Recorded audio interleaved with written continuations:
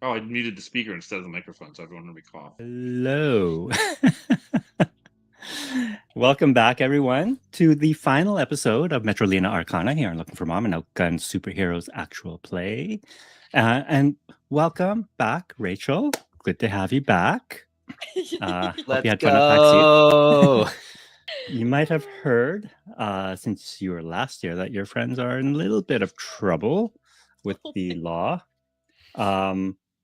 But nothing that I'm sure that they can't deal with. And I'd like to start with you, actually, Rachel. Hazards.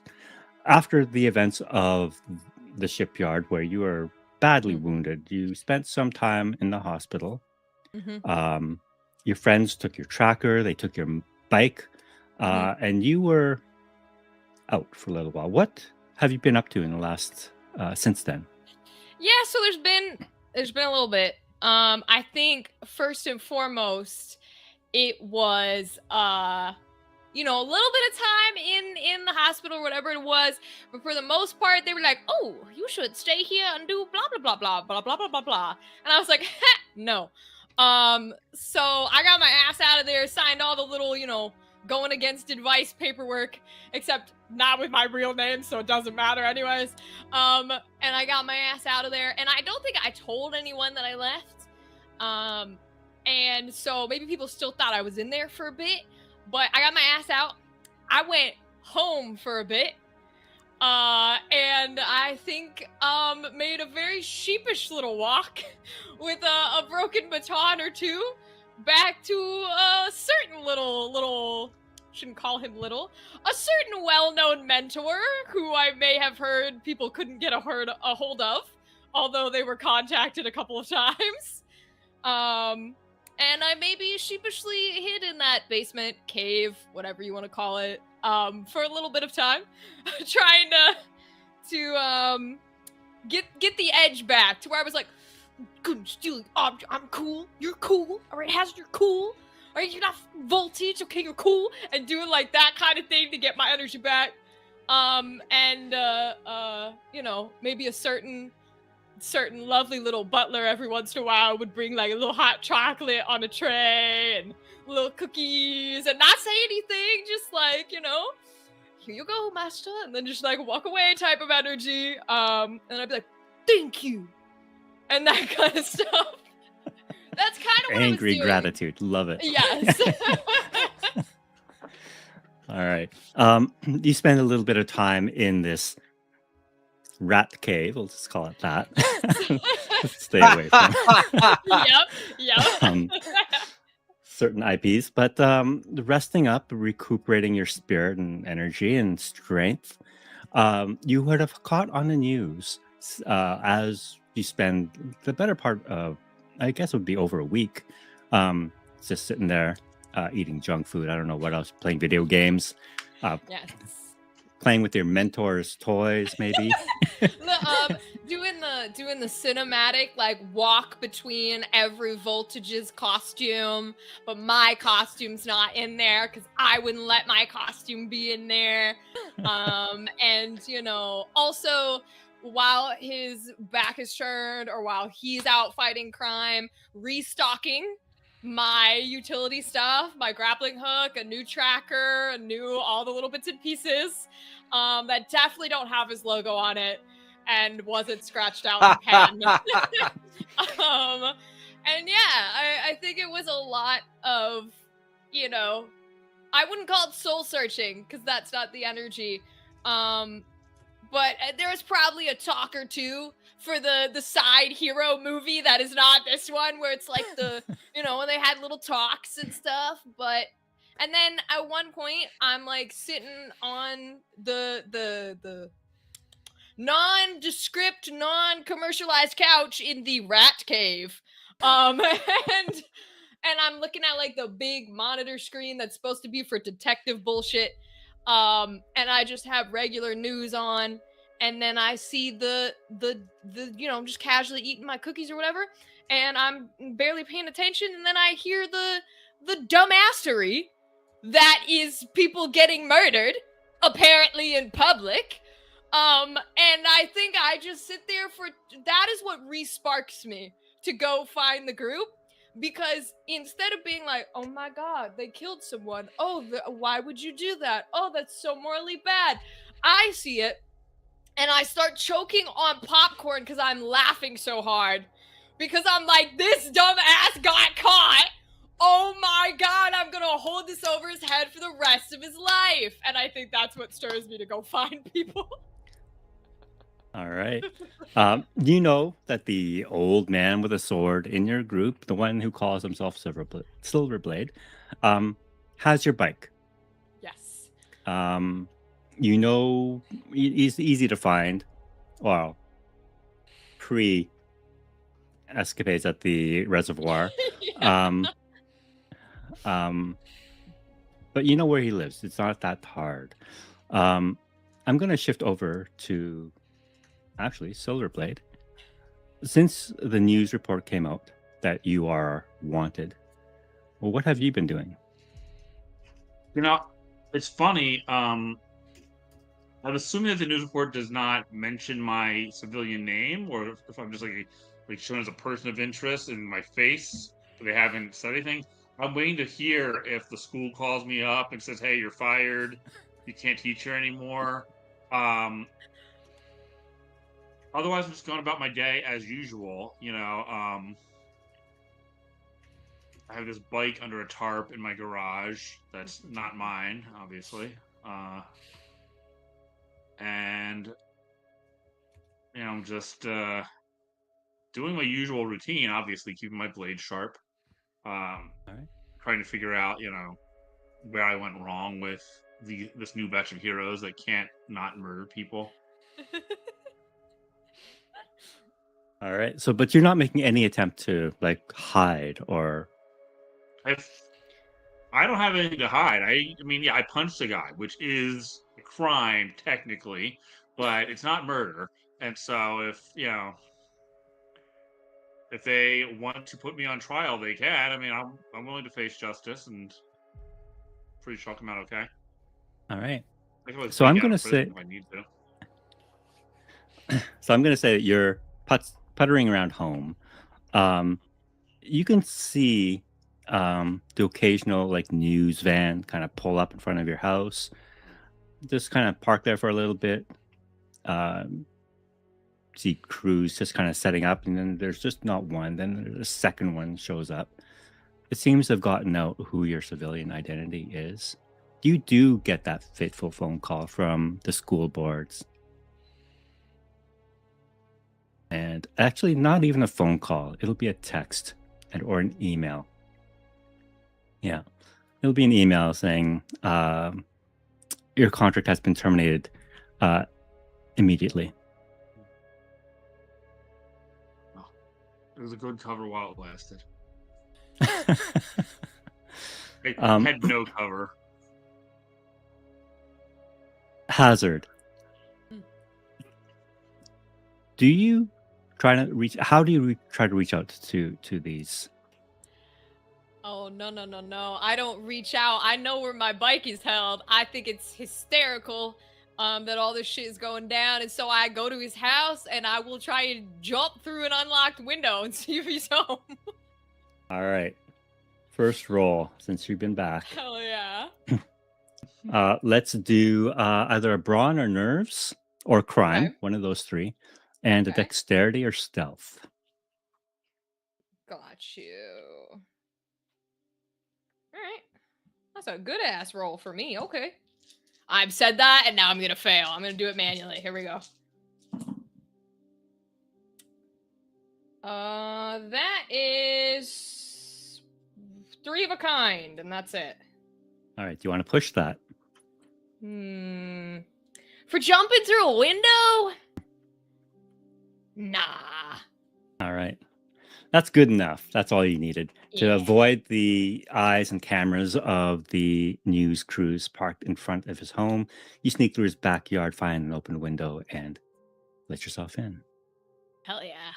And then I don't even think I'm quiet about it. Like, I'm quiet enough to avoid all the cameras and the people. But once I'm inside, I'm like taking out the non-lethal end of a baton. I'm like tapping things. I'm going like, yo, old man, you got my bike? Say, yeah, I got your bike. Walk with me. Walk with you where? How big is your house? To you know the what? Whatever. garage. All right, The I'm coming. bungalow. All right, so we go to the garage and pull up the tarp. I get on the bike. I start it up. I hand you my sword and say, hold on. What the heck? All right. We're getting past these news crews. When I tell you to hold on to it, I mean hold on tight because it's going to fly. So the sword stays behind. And I just try to break through. I mean, I open the garage door and just try to ride the bike through the news crew. I do not try to hide. I'm not stealthy. That's not my thing. That's not my style. Okay, so your garage door, is it like you have to manually lift it up, or is it an electric garage door opener, do you think? It's electric, yeah. All right, so you hear that click and that buzz, and the garage door slowly slide open the way garage doors do. You can hear the news crews start to get excited and get into position. Many of them are kind of like standing at the base of your driveway now, expecting you to appear. And when the doors open, what do they see? They see an old man on a motorcycle, a souped up superhero motorcycle that I didn't make. I'm gonna gun it. Is there something for me to jump over? That would be a ramp. Right? My yard ramp. All right. This is going to be a roll, obviously. I'm going to say this is a nerves and drive. Okay, good, because I have 6 dice in those two together. And let me know what happens, because I've got the motorbike stats. Okay. Oh, yeah, I don't know what the motorbike stats are. It's a ride 1, but I haven't used it yet, so it's fully clear. Okay. It won't be when I'm done with it. So you understand what's going to happen to you, right? You're holding on to the blade? Or to the handle, not the blade. I don't even think you got... Listen, this is a fast-ass bike. If you're shooting out there, I think you barely get a few words out before I'm like, wait! That's why! Wait! Hold on tight. So All right, so I'm going to roll for that. Let's see. It's 2, 3, 4, 5, 6. And roll. That is just nothing. That's a basic. All right, so I'm gonna push that, right? Yep. I'm gonna have to.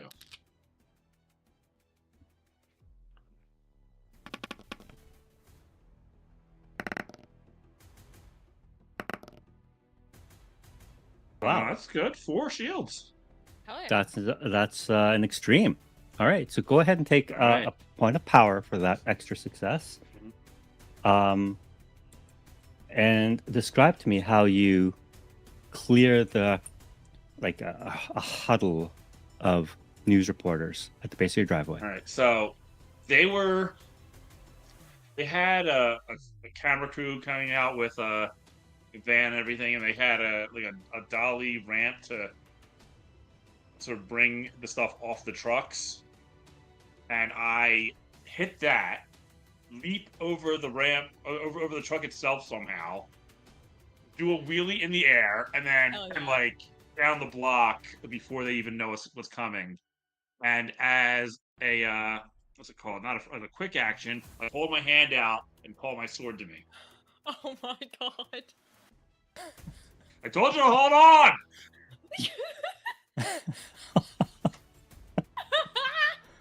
And you go flying through the air, holding on to this sword, chasing after an old man on a motorcycle.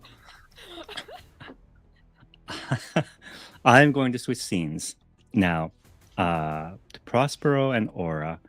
When we last left you, you were in Aura, your lab at the university, your quantum physics / arcane studies lab. You were in the process of studying the goo that you had recovered from the reservoir.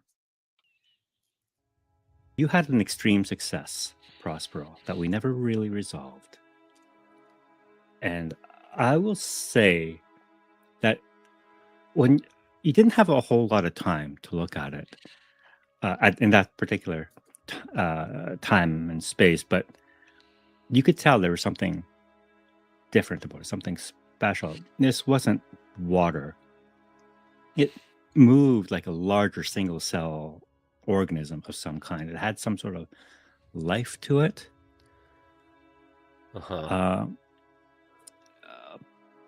Where would you have continued your research into this thing, given the fact that you have found out that you are all wanted now?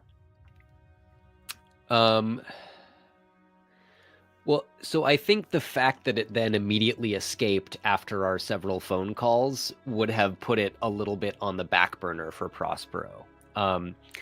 So I think the most immediate concern would actually have been what I would say to the cops when they needed to talk to my alter ego the next day. But I think I would have relayed this to Aura and probably added something along the lines of like, I don't know if I've encountered anything like this before, but I do have access to the library and journals of everyone that came before me. So I'm going to do a little bit of research, and I'm sorry, you're not invited where I'm going. And I would have then tried to do looking in the arcane library that is part of Prospero's demiplane layer, if you will, in the aforementioned combined repository of knowledge that they have access to. But I do think the immediate priority would kind of have been like, I guess kind of getting either the courier or someone with an actual smartphone, since Prospero doesn't have one, to look at the footage that was being shown, so I would know what I needed to say to this detective when I had that interview, and probably asking for Aura's help with this. Prospero, like a smartphone burner is like $50 at most. It's real easy. You click here, you click here, and look, videos, and then you just swipe through. Yes, I am aware of how they work. It's mostly irrelevant to my life, so I've never taken the time. Okay, fine, great. Not so anymore.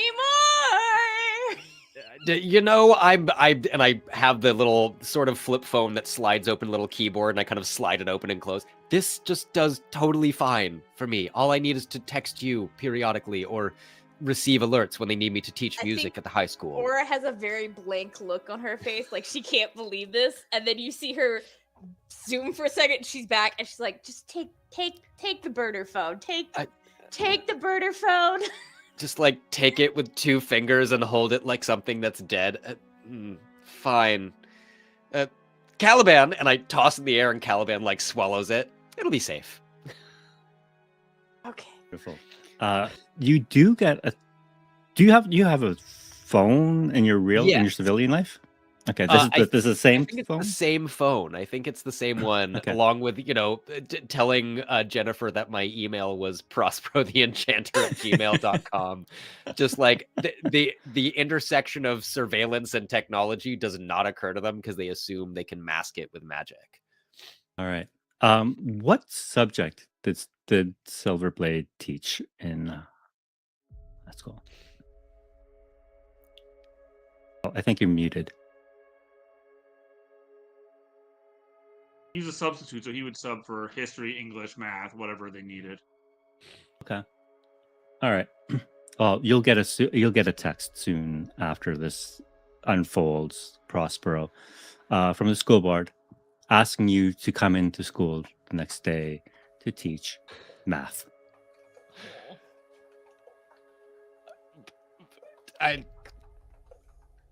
I like look up at, or I'm like, I guess my civilian identity is at least somewhat protected after these events. How quickly can you teach me something about math that would be taught at a high school level?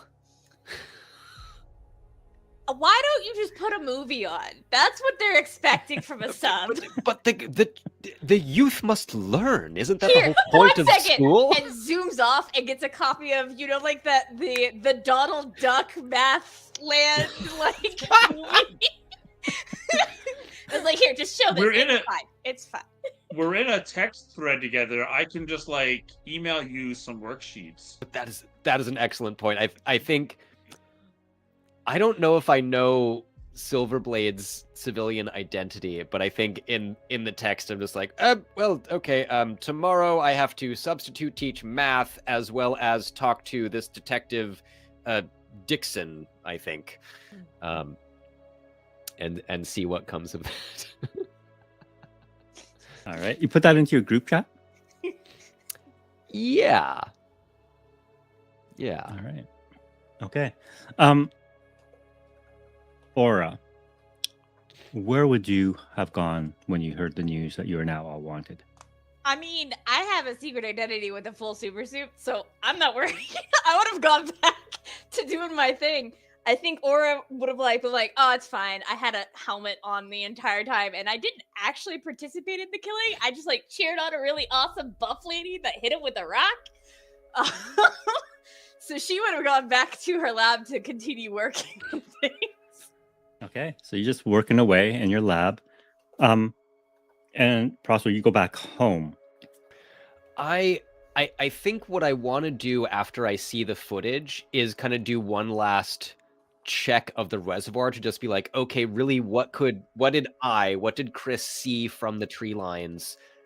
So I think my goal in the interview is to present a realistic thing that I could have seen and heard from, I said I was walking in the trees with my adventure cat, as one does, and be able to say, oh, this is kind of what I saw and heard, with the intention of presenting as much of a case for self-defense as possible, and arguing that the four people that are being accused of this did seem to actually save a whole group of civilians from this strange water demon, without raising the detective's suspicions of how could you have seen or heard this? You said you were in the trees. But I'm like, well, okay, the thing was 30, 40 feet tall, probably could have seen that.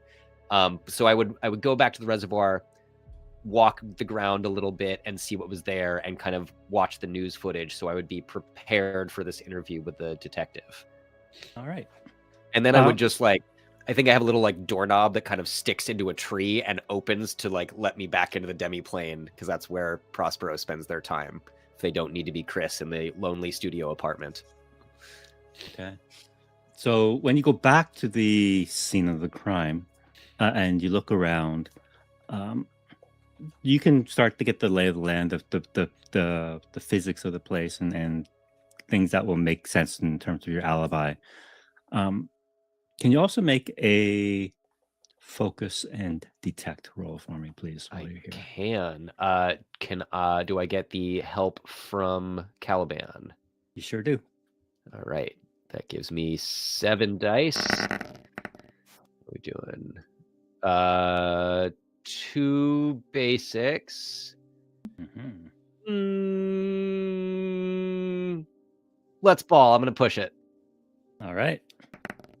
All right. Ooh, critical and a basic. Here we go again. It's that's our actual team name. Okay. All right. Two criticals. Do you want to go all in?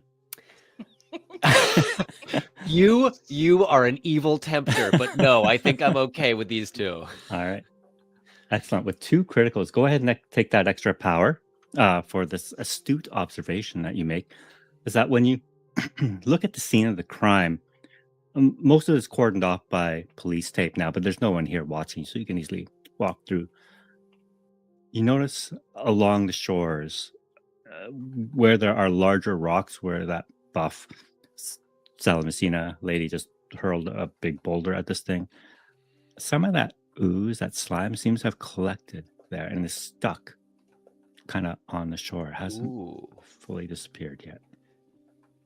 Are there any of the coffee cups still there? Because I'm definitely not prepared enough with a vial or something or a container for this. You would find one in the trash. I will again kind of use my telekinesis to try to carefully collect that and contain it and I guess have a little bit more to study in the safety of the demiplane once I can. Okay. One thing you will notice as soon as you pick it up, the viscosity of this thing is a little different. When you noticed it, it wasn't just kind of stuck there lying unmoving or just like inanimate. It was actively trying to move. There's some sort of wriggling or squirming that was trying to get someplace, but it was just stuck. And when it's in your cup, you can see it swirling around on its own. Just like lean down and show it to Caliban. That's not disturbing at all, is it? No, don't eat it. Don't eat it. I have no idea. I know you're not really of this plane, but I have no idea what it would do to you. All right. So you make your way back home that evening and look into your arcane library. Describe what this arcane library looks like, this demiplane. So the interior is connected to various libraries around the world, also through little magical doors, and it is kind of a combination of cozy cottagecore and like insane mages quarters. So there is like overstuffed armchairs. There's also, for some reason, a giant stuffed alligator hanging from the ceiling. There's like candles that have that at one point were, a foot thick, but are now just full of dribbling wax, and like strange things have just coagulated around them. There's Caliban takes its natural form there, so it's this weird little purple winged imp, and it's might look similar to some images we've seen of a Marvel Properties movie interior thing that we will absolutely not name on for copyright reasons. But there's definitely like one room that is probably like 3 or 4 stories of just books, floor to ceiling, with a little kind of balcony at each level and ladders to get between them. And this is kind of the collected knowledge of every Prospero that has been since the original one, both in terms of kind of their journals that those of us that were more journalistic kept. Current Prospero absolutely does not keep one. And then like magical or arcane texts that they've collected over the years. They, the whoever was Prospero at the time when like the Alexandria library burned down probably grabbed a bunch of their stuff, kind of thing. And so there's like this strange wealth of knowledge that is also deeply unorganized and hard to find your way through. Awesome. Beautiful.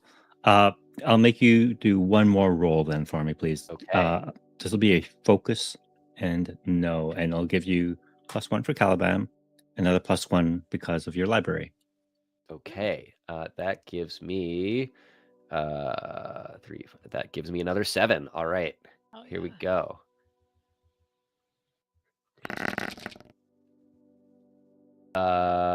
Same start. It looks like 2 basic. 2 basics. Yep. Yep. We're gonna push that for sure. We're gonna push that. All right. There you go. All oh right. my gosh. Okay. I Okay, need friend okay. for tonight. 2 criticals again. Tonight's gonna be the double crit night, guys. I have a feeling this is how we're rolling tonight. I will stay with that. All right. So give yourself another point of power for that extra success. And as you're looking through these books, you find something. You find something similar in terms of patterns and in terms of water elementals. Something that twigs your memory of an object you saw maybe about a week and a half ago. Same formations, the same patterns it swirls in are very reminiscent of that object. And when you go back and look in your coffee cup at this thing madly swirling around at you, it stops for a brief moment and looks up at you, and then a little eyeball appears at the end of this goo to stare back at you. Back to Silverblade and Hazard. Where are you driving to, Silverblade? Excited. So,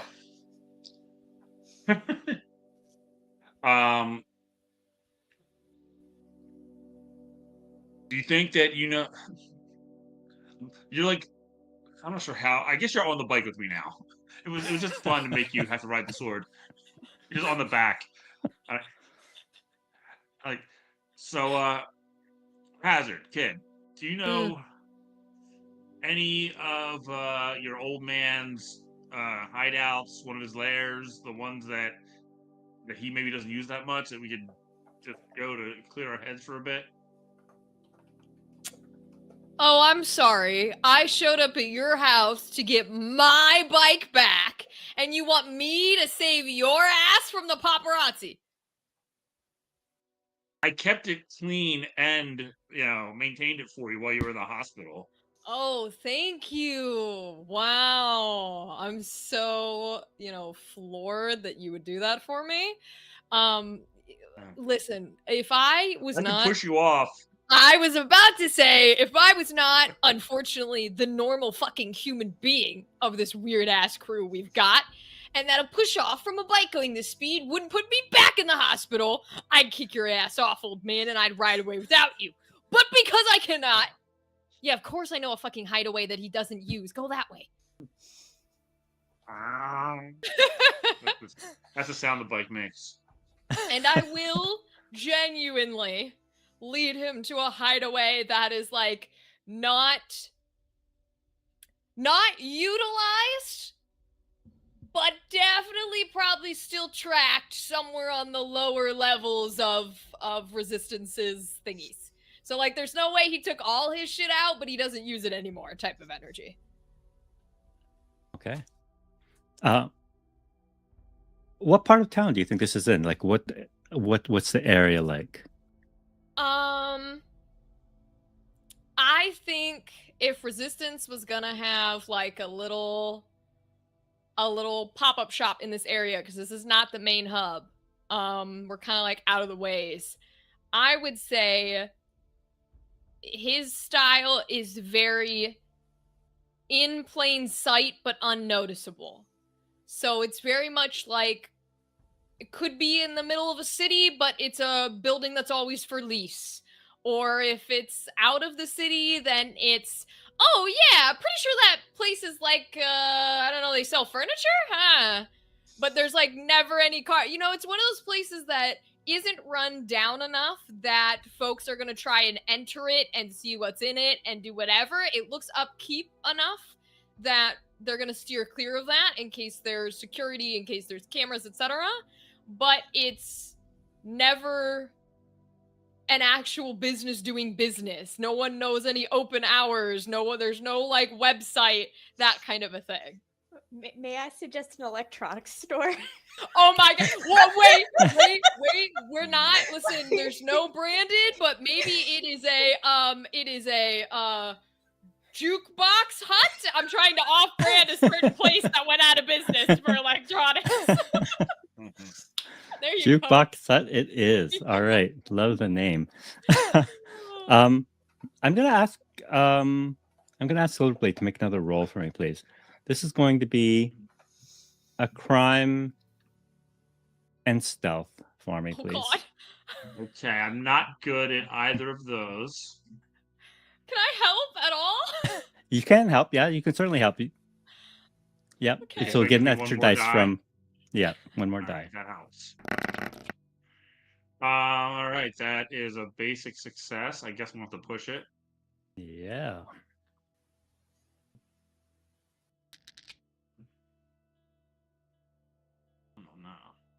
Uh-oh. Okay. Well, there you go. Have to reroll all of them, right? Yeah.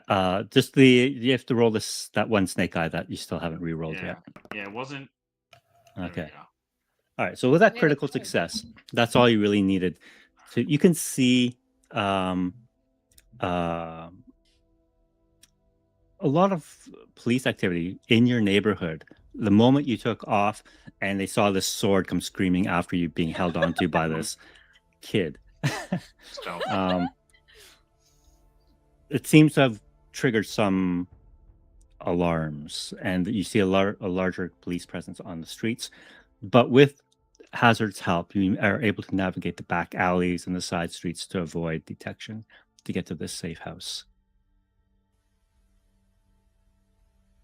Once there, what do you do? I immediately, the second he gets off my bike, put my hands on my bike and go, front your way, swear to God, run your bike. And I just like wheel it into the back section where I know nobody's going to look. And I like put a little lock on it so nobody can steal it. And then I'll literally call from the back. I'll be like, back here, old man. And then we'll go in through like a little back entrance, and then I know where the key is held. Like the key is inside the breaker box because of course it is. Like, open it, go in. I'll lead us in, and you gotta flip the light switch like a certain amount of times because it's all about codes and shit. So I flip it a certain amount of times, and then the lights go beep beep beep beep, and they blink on. And like I said, it's very much. It is not. There's no jukebox, whatever the hell I called it, in here. It looks kind of jukebox hut. It looks more like genuinely like a safe house, just one that is bare bones.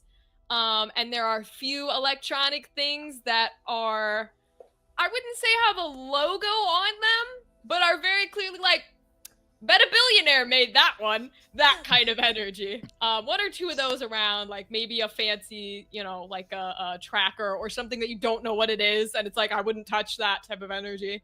But for the most part, bare bones. Yeah. Is there a computer, like one of his crime computers?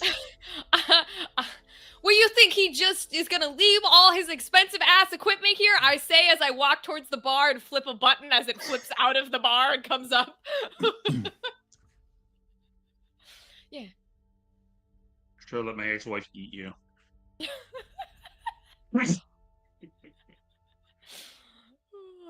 Now, do you know how to use a computer, old man, or do you need me to show you? I know how to use a computer. All right.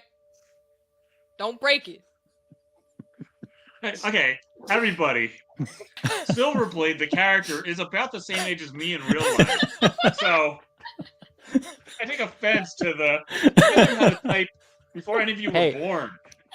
Except for you, Andrew. Hey, I know people that have been computing for a long time and still can only type with their first two fingers. But they're heard fast, too. and appreciated. It's true, right? So, I get into the crime computer, and I look up everything I can on Grace Dixon. All right. Can you give me a focus and files? Focus and no. Focus and no. I'm as good as that. Or as focus I am or detect. Allow detect or no. I think maybe when I see that you're when I see that you're, because you're not Googling, you said you're trying to look through resistance files. I looked through his files, his private files on Grace Dixon. I think when I see that you're trying to do that, I give the most snortle chuckle laugh behind you, and I walk over, and just to give you a little bit of help, so I give you somewhat of an extra die, I click like 5 keys at the same time, because you were just on a normal computer. So he just leaves his files out. So I click like 5 keys at the same time, and then it opens up some of the files. He changed the password since the 80s. All right, go ahead and make that roll and see how much you find. Ooh, critical right there. Critical success. Yeah, I'm not gonna push that because I don't want to jinx it. All right. So with that critical success, you find, and you're specifically looking for Grace Dixon resistance type information. You find the normal stories of her passing. Can you describe to me the circumstances of the death, at least from what Silverblade recalls? Yeah. So the world was going to end. There were alien demons attacking the city. Possibly not this city. I might have been in a different city at the time, and I've moved here since then. But the original, or not the original, but the previous Prospero was there too. And I had a choice. Prospero was casting a spell that was going to seal off the world from this incursion, while my friends and I were fighting off the demons. And my team, including the original Voltage, Grace Dixon, and also Neophyte and Hoagie, a couple of the members of the team, they were fighting a bunch of these space demons. And I saw one of them was coming down against my team with some sort of doomsday weapon that's going to explode in the middle of the entire group. And another one was headed for Prospero. And I had to make a choice to save my team or to save the world. And I chose Prospero to save the world because what else was I going to do? And I bought Prospero the time that he needed, but lost my entire team. Or so I thought. So you relive those memories, and they're painful memories, it sounds like, that resurface as you relive that moment. You recall the difficult choice you had to make at that time. So when you hear that there is a Grace Dixon that matches roughly the age that she would be if she were still alive, and that she's a detective with Metrolina, the police department, it doesn't seem to add up. So you start, there's no mention of any survivors from your team that day. So you start researching on Grace Dixon, the detective. And she is apparently a decorated police officer with a very illustrious career. She's apparently very good at her job. She's been with the department for maybe 20 years, rising through the ranks to detective. But other than that, there's really nothing else about her. Oops, did we lose Silverblade? Oh, okay. Hopefully he'll come back. In the meantime, I'm going to switch over to Aura. Oh, sorry, Silverblade, you're back. I heard. All right, did you catch the last bit?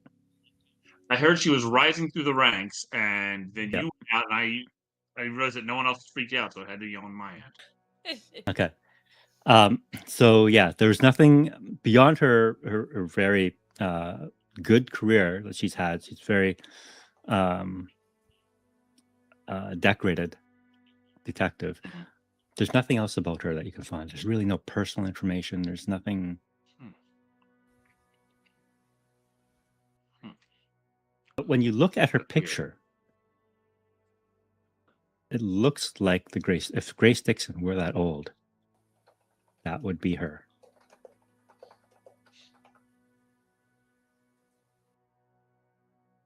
Doesn't make any sense. You kid, you know the name Grace Dixon, right? You've heard of her? Probably. Your old man, he never talks about her? I mean, there's a lot of voltages, man. Yeah. What were you, like, born 2 decades before I even was a thought? I don't know every voltage, man. Like, Yeah. I mean, I can tell you his kind of whole thing is like, if you want to disappear, you disappear. That's kind of what he does. You know what I mean? Like, he's not gonna... Look, all I can tell you is, if you tried to look up me from a name, you wouldn't find jack shit. because I asked for it to be that way. You'll never find and you'll never know. So the fact that you can find anything, take it as you will. Why would she be using her original name, though, if she's trying to stay undercover? It doesn't make any sense. No one said it was undercover. But he still scrubbed everything from her existence from like 1989 till just a few years ago, it seems like. You'd have to take that up with the old man, and from what I heard, he's not talking to you. No, well, I did tell him to fuck off because I don't like his use of child soldiers. I think I used the word war criminal. He doesn't appreciate that term. Well, truth hurts. All right. As you're mulling through these memories and trying to dig up information on Grace Dixon, Aura, what have you been up to? Yeah, so since the nightclub, I think Aura would focus on two things. In her brain, the Archangel case is solved because they dealt with it and they handed an unconscious Archangel to another woman and then it was done. So I think she's gotten out like 2 of those old like boxes with like the old timey files in like offices and like made duplicates of everything she has that involves Archangel and like super chronological order, organized of like, here's evidence, here's test subject A, here's blah blah blah, and just like put it all together in a box, 2 boxes, and close them. And the top says Archangel in quotes, and the side says case 2. And then on one, she's gonna put for Detective Dixon because she hates that someone got facts wrong. And I think she disappears to the other side of town and gets a burner phone that only has 1 number in it, and it's saved under AC, and puts a sticky note on that and says, "You're cute, but maybe get your facts right before you start calling people most wanted AC." And puts it in the box on top. And then I think she's gonna wait till like the deadest of dead night when like minimum skeleton crews at the police station, and then try and use her super speed to just like go as fast as possible, drop it on the desk, the right desk, and leave. All right. Do you want to roll for that, or do you want to spend a power? I'll give you the choice. I'll roll for it. I mean, I'm in a full super suit. The worst is that they'll catch me on camera. Exactly. All right. So, what do you want to roll? I'd say nerve, smooth, or crime would work. Mm-hmm. And either stunt or dexterity. I'll do nerves and stunt. That feels like, because I'm just trying to like. All right. I'll give you a +1 die because of your super speed. Awesome.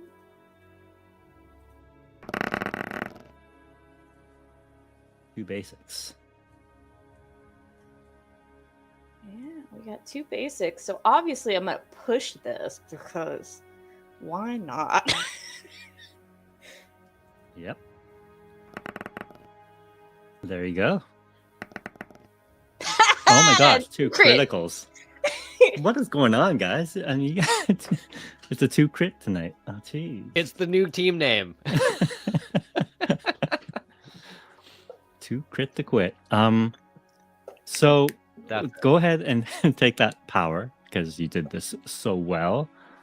You drop off this box of evidence with a burner phone labeled for Detective Grace Dixon. And I'll say later that night, you'll get that phone call. I think I've learned I'm not going to use a straight off the internet voice modulator this time. I think I've learned that I can maybe just vibrate my own vocal cords. I don't need a voice modulator. I am the voice modulator. So I think I answer the phone and I just do that to like just change my voice enough where it's not really distinguishable. Okay. Are you going like an octave up, down, or just kind of distorted? I think just distorting, and if she needs to, she'll like just kind of like sine wave it a little bit, so it's not like easy to tell. Oh, the voice is low, so they're modulating high. Like... Okay, all right. So she calls and says, hello, is this AC? Yes, this is Aura. What's up? Did you get your facts right yet? The same Aura that is wanted for the murder of the magician known as Houdini. You mean the Aura that didn't touch Houdini except to steal shoes? I had no physical contact with that man that ended in his death. You have enough videos. Yeah, the video evidence is not conclusive. We're still investigating that. At the very least, you could be an accessory. An accessory What do you to want? a guy who released a giant goo monster? There's no evidence of a goo monster. Oh, you obviously didn't watch the other videos from the Starbucks employees.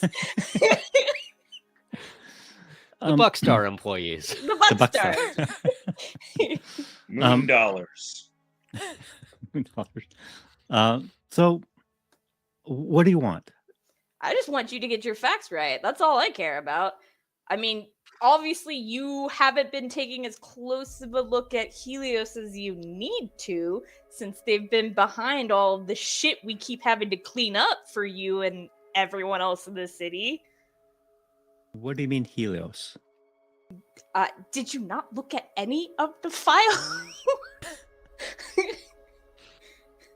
I looked through them briefly, but there's nothing. There's like the whole schematic and like the broken down wristbands, they're in there. They're all from Helios. They were injecting people with shit.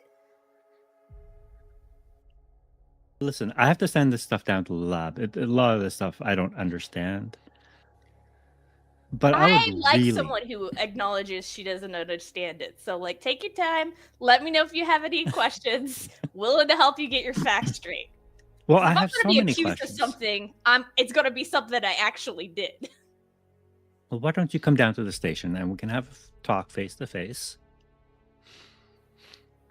How about insert tallest building that's not owned by Helios? Let's go back to that place. It worked great. I'm sorry. This has to be on the record.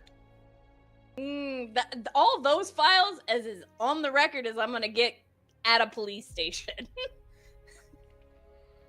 How about one of your friends? The old man, maybe?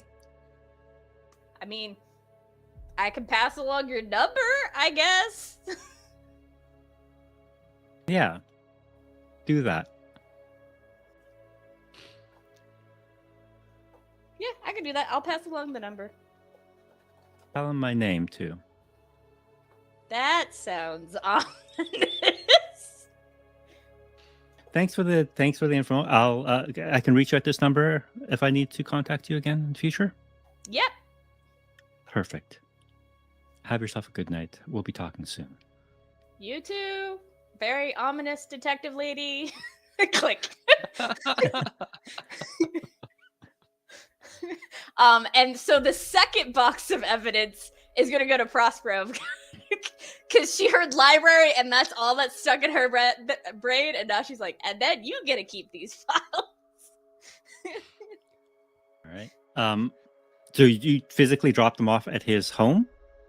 Or text him was like, hey, I have a bunch of research you might be interested in that might have to do with your weird goo thing. Little bit of a lie, not kind of a lie because Helios. But yeah, she's more like, you have a library, I don't. I have a small physics lab. Take this box of evidence away. You go ahead and make either a focus or crime and awareness check for me, please. Crime and awareness.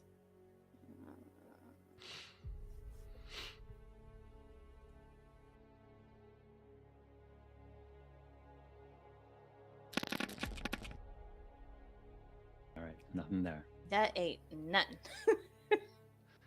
But you're so good at crime. I know. I'm so good at crime. All right. So I'm going to say the next day comes along. Prosper, you have spent the night in this arcane library of yours. You know that there's a excuse me, connection between this water elemental, that it not only is a life form, but it has a form of sentience. Mm-hmm. And it is somehow connected to that seal. After it like raised a little eyeball at me, did it have did it grow like a mouth or any way of like kind of signaling me, or does it just kind of like look like it's creepily watching and like looking around? It looks like it's just a creepy little eyeball just kind of staring out at you from this coffee cup. I will put it in an opaque box of some kind because I don't trust it inside the demiplane and I don't want it to see anything. And I think after researching all night, when I get this text, I will respond with a, also weird slime thing connected to seal, for sure. Meet at lab. And then I think I will again kind of take this little magical doorknob and open it into Aura's supply closet where we had stuffed the courier. And then just kind of like walk out into the lab and be, I think this would be kind of before I need to go talk to the detective, but I'm trying to finish this task first. Sure. And I will bring the opaque box with a little bit of extra goo out of the demiplane into the lab. And wait for Aura. Right. And I guess maybe wait for the others if they, since at least Silverblade is on the group text, if not Hazard as well. All right, so Silverblade and Hazard, you guys are safely tucked into your jukebox hut. You receive the text that you seem to be gathering back at the lab. I also got did Aura text me about Grace Dixon or no? I think knowing Aura, she probably completely forgot until you're face to face in her lab. And then it's going to be like, oh, right, I talked to the detective. Okay, yeah. She said to give her your number and to tell you Detective Grace Dixon. I don't know. I made no effort to hide myself. She Cops said, are dumb. I'm give sorry. my number to the old guy. This is the exact phrase. So I'm assuming it's you. I mean, it could be Prospero. I don't know how old he is. But I'm assuming give my number to the old guy means you. All right. Well, I guess I'll have to call her eventually. What else is going on, though? The slime and the seal are related, so maybe related to your ex-wife? My ex-wife's not from the sea, I don't think. The seal thingy. She came out of the seal. Oh, the seal. I think you said the sea. I mean, also the sea because water, could be that too. But maybe. All right. Yeah. So the slime could be related to Diamanda.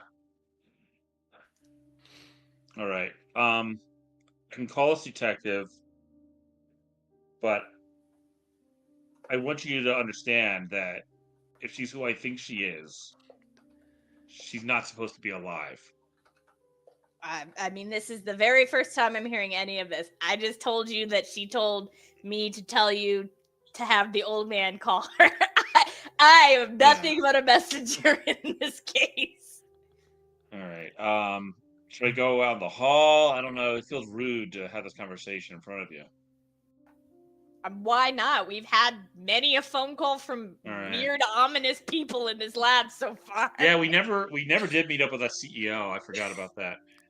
All right. Beep, boop, boop, beep, boop. I mean, Colin has not forgotten about that. I was wondering if that was another loose thread that we need to pull on tonight, but not right now. All right. So you're all at the lab now. Hazard, this is the first time you've been there. I was gonna say, I think this entire so everybody's there, correct? because I came with Silverblade. All right, so this entire time, as you guys have been chatting about what to do about Colin Dixon, I have just been like verbally harassing you, Prospero. I'm just like, oh, you got caught on camera and you killed a man in public from Buckstar employees. You got caught by and I'm just like fully like going on to it because this is what I came here for, was to make fun of you with question. Is Hazard in super suit? Oh, fully. Because Katrina is not. Katrina is in lab coat, just like, hi. He wouldn't, like, there's no, he doesn't have any sense of, like, are you the speed person? He's just kind of like, well, this is where Silverblade took me. You must be the speed person. Like, there's no, none of that. Must be someone connected to this whole shenanigans. Exactly. I also think your energy is easily clockable, whether you're in a suit or not. So I think he just kind of has not stopped, like, vibrating or moving this entire time. Literally. But yeah, just fully doing that. And then I think, Silverblade, when you go to do the phone call, I think the banter making fun of Prospero like switches off for a second, and he's like, and I just immediately turn to you. I'm like, you want me to track the call? I can record it.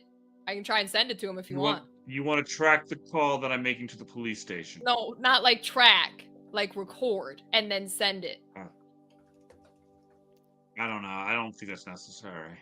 Okay. She'll be Then I go back to making fun of Prospero.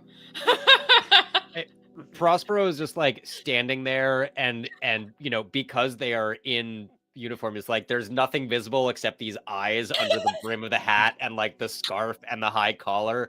So there's no way to read their expression. At a certain point, I think they also like open the box and take out the goo and start thinking about pouring it onto Hazard as a way of just like vaguely getting them to back off. I think Aura seeing this is like, oh, I have a perfect way to distract Hazard, and starts like zooming around and poking to see if Hazard is actually back at full health.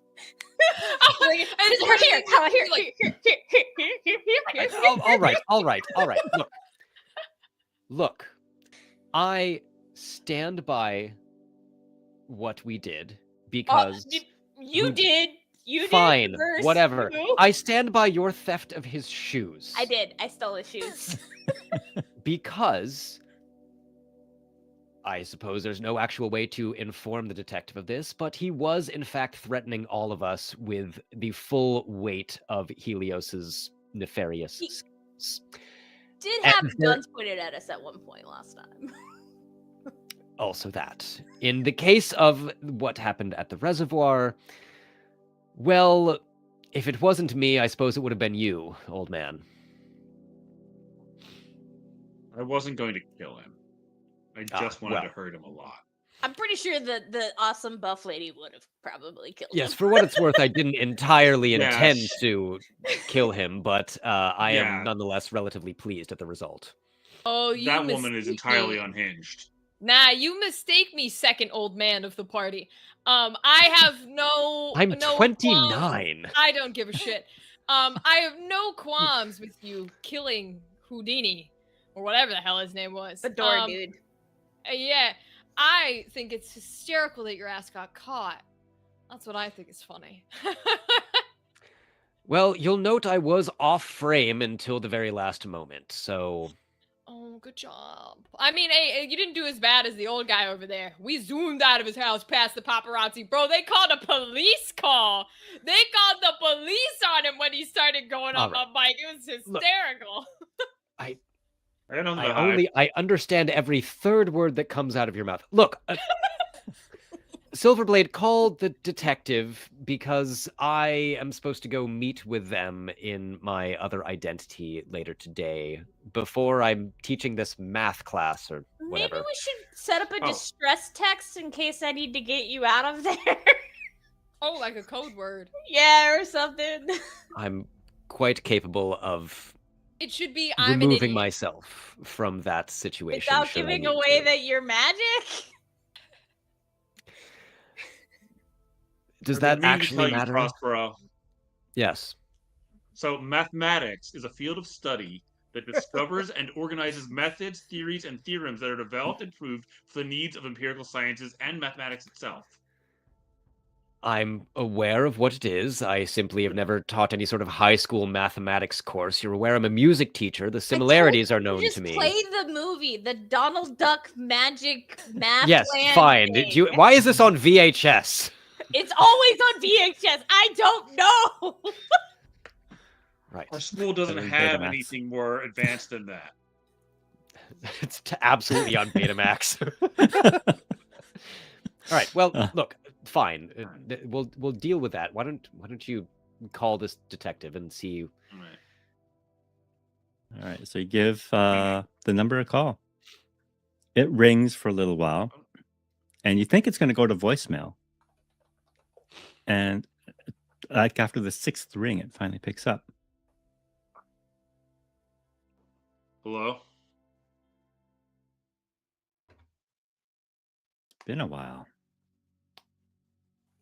Miss me? Is this real? Is this really you? You think I'm dead, don't you? I know you were dead. I saw you die. What happened? It was 30. What do you mean, what the fuck happened? You left me to die.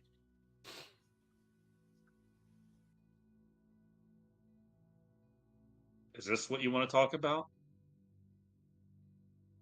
Oh, this is just a courtesy call.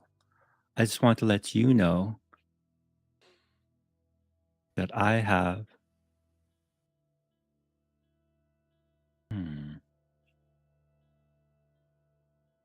I have a job to do. Taking you down is at the top of that list. There's a little bit of payback owed. I just wanted to give you a heads up, old man. Or the world? And she hangs up. That seemed like it went well. What conversation were you listening in on? Never trust a cop. I mean, she could also just be upset because she liked you and you let her die. You could try to, like, I didn't get out of it with whatever. I don't know, hip shake, old guy. I made a call. If I had let Prospero Sr. die, we wouldn't have been able to have this conversation because the world would be basically hell on earth. I'm not saying it was a bad call. I'd make the same call. But what I'm saying is emotions aren't rational, and it sounds like this detective lady's in her emotions. So you gotta redirect the emotions to a productive one. That's what my therapist says, at least.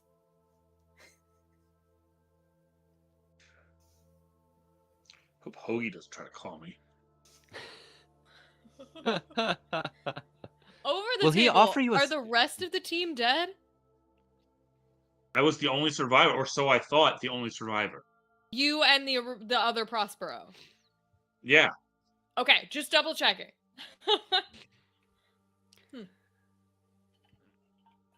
Well, listen. The resistance was nowhere to be seen, as usual. That's what I was... Okay. I would like to validate that you made the right call, if that is worth anything to you, but I will do my best in my own interview with Detective Dixon to set her straight on what actually happened at the reservoir, so she's not simply relying on the unreliable video from Buckstar employees. I also still think you should just text me a running person if you need me to come get you. Fine. I do appreciate the offer as much as I am capable of looking after myself. Again, but without giving your secret identity away as magical.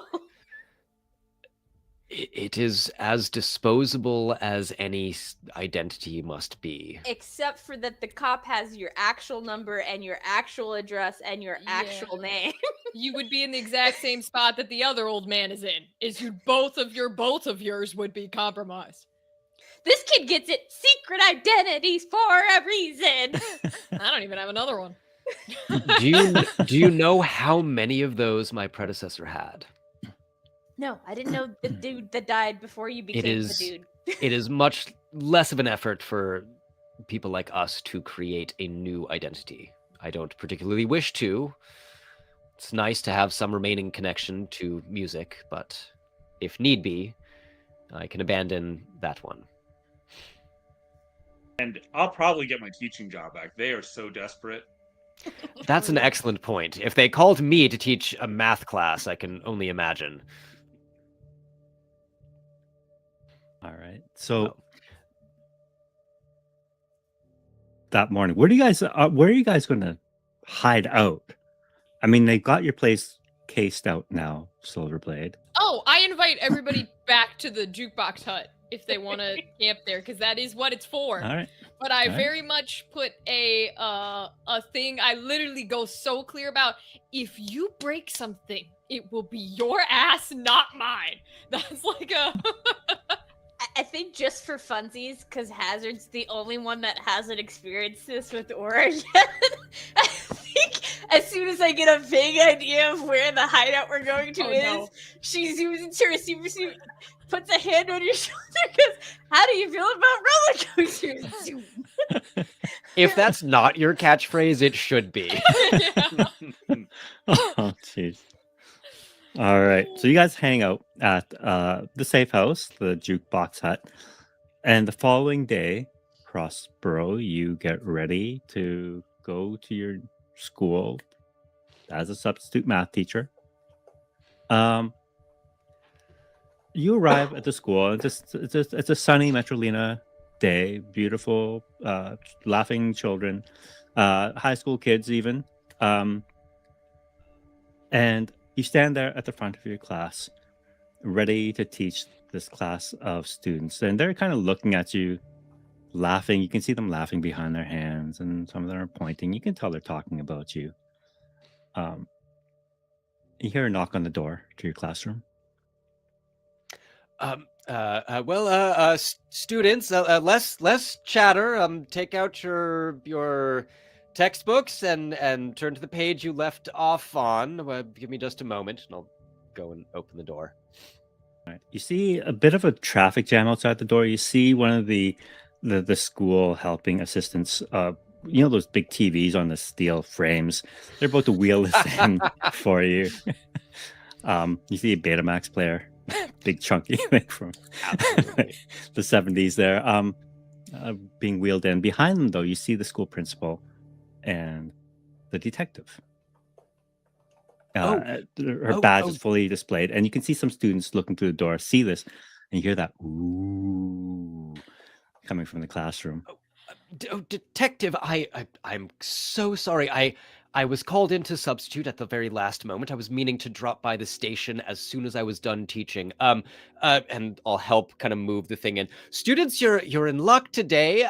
Once you've finished your assignments, we'll all enjoy Donald Duck's mathematics, and we'll just go ahead and start it playing, and kind of step out into the hallway. The classroom is totally out of control now. But you step into the hallway, that dull murmur of adolescence behind the door, and the principal says, "Do you want some privacy? Do you want to use my office?" And the detective says, "No, this will be fast." And so, okay. And the principal looks over at you, Prosper. Do I need to stay? Do I need to be here? No, I don't think so. I mean, I guess maybe I need to call my union rep. I'm not sure.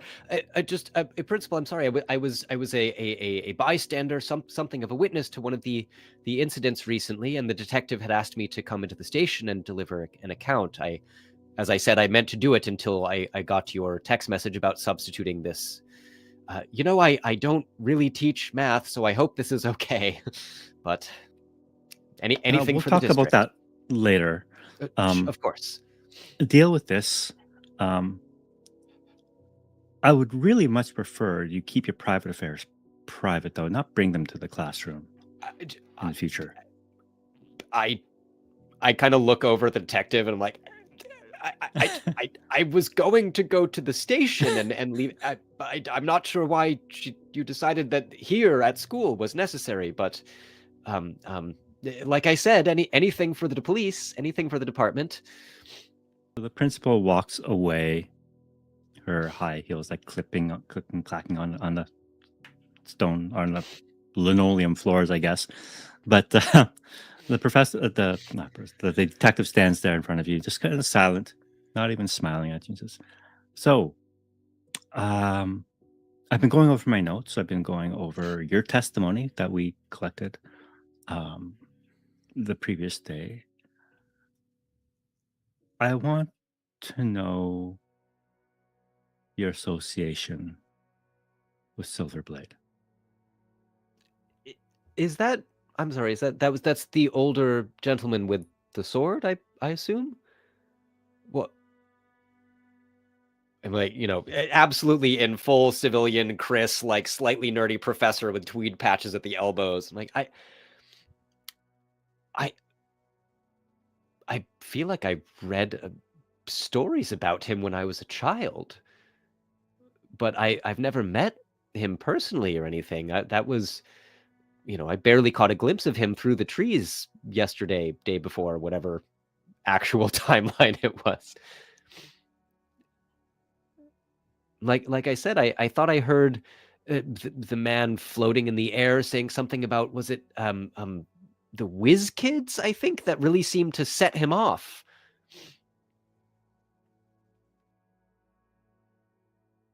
Enough with the games. Crossborough. I'm afraid you have me mistaken for someone else, Detective. My name is Chris Wysinski, as I told you.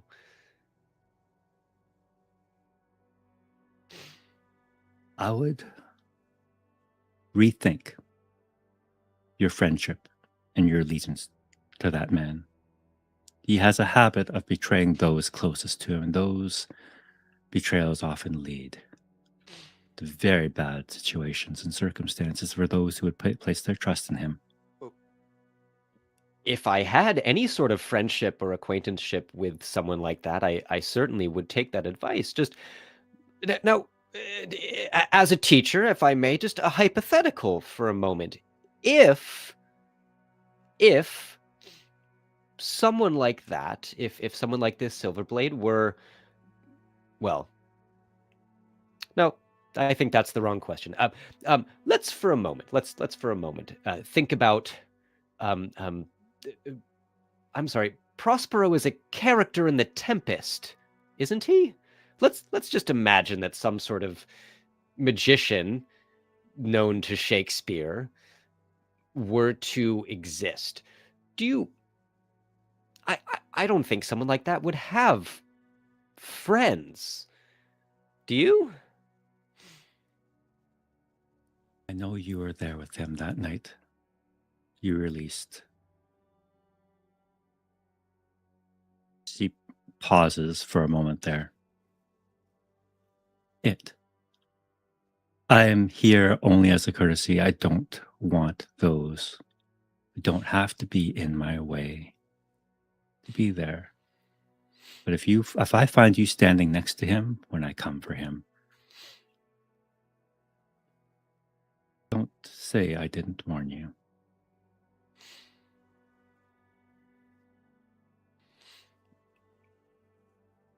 And that goes for your friends, too. Detective, once again, I do believe you have me confused for someone else. But I'm also very not clear on what you're referring to. Perhaps again, as a thought experiment, you might imagine that a long line of magical protectors or magical practitioners might have an inherited title, and thus the actions of someone, I don't know, Silverblade does seem to be rather old, and you don't? I'm confused how you know him, and why you seem to have so much animosity towards a man that, as far as I was able to see, was only defending civilians at the reservoir. She has had her hands in her pockets this entire time, like a long trench coat type deal.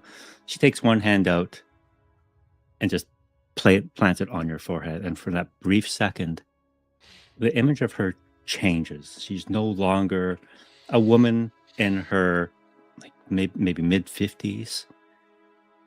You see standing in front of you someone much younger and horribly disfigured. Skin burned off half her face. You can almost see the skeletal, just the bones beneath her flesh. This is how he left me. It is nothing short of a miracle that you survived. And like once, definitely taking a full, exaggerated several seconds. Like, how? What happened? And however, did you survive? My word! Do you need a doctor? She leans into you and says, just stay out of my way. Stay out of my master's way. We want him. You can see the principal just kind of walking back as your classroom is erupting in all sorts of riot behind you. So I see you have your hands full. You've been warned. Stay out of my way. And she turns to leave. I think as she leaves, and very quietly, so the principal doesn't really overhear this, detective, deals made with creatures not of this plane never end well for mortals. And then I will go into the classroom and very ineffectually not regain control of this horde of screaming teenagers and be like, the movie, children, the movie. All right. So while Prospero is trying to teach math to some rowdy students, what are the rest of you doing? What are you guys doing to kill this day? I think I'm just writing a research paper. I'm like, no one can bug me in this weird not cave thing. I'm just gonna write a research paper about the electronics I discovered and the quantum mechanic application to microelectronics and try and get a research paper out of this. By the way, where would Prospero have left the goo? Oh, I think before leaving the lab, I would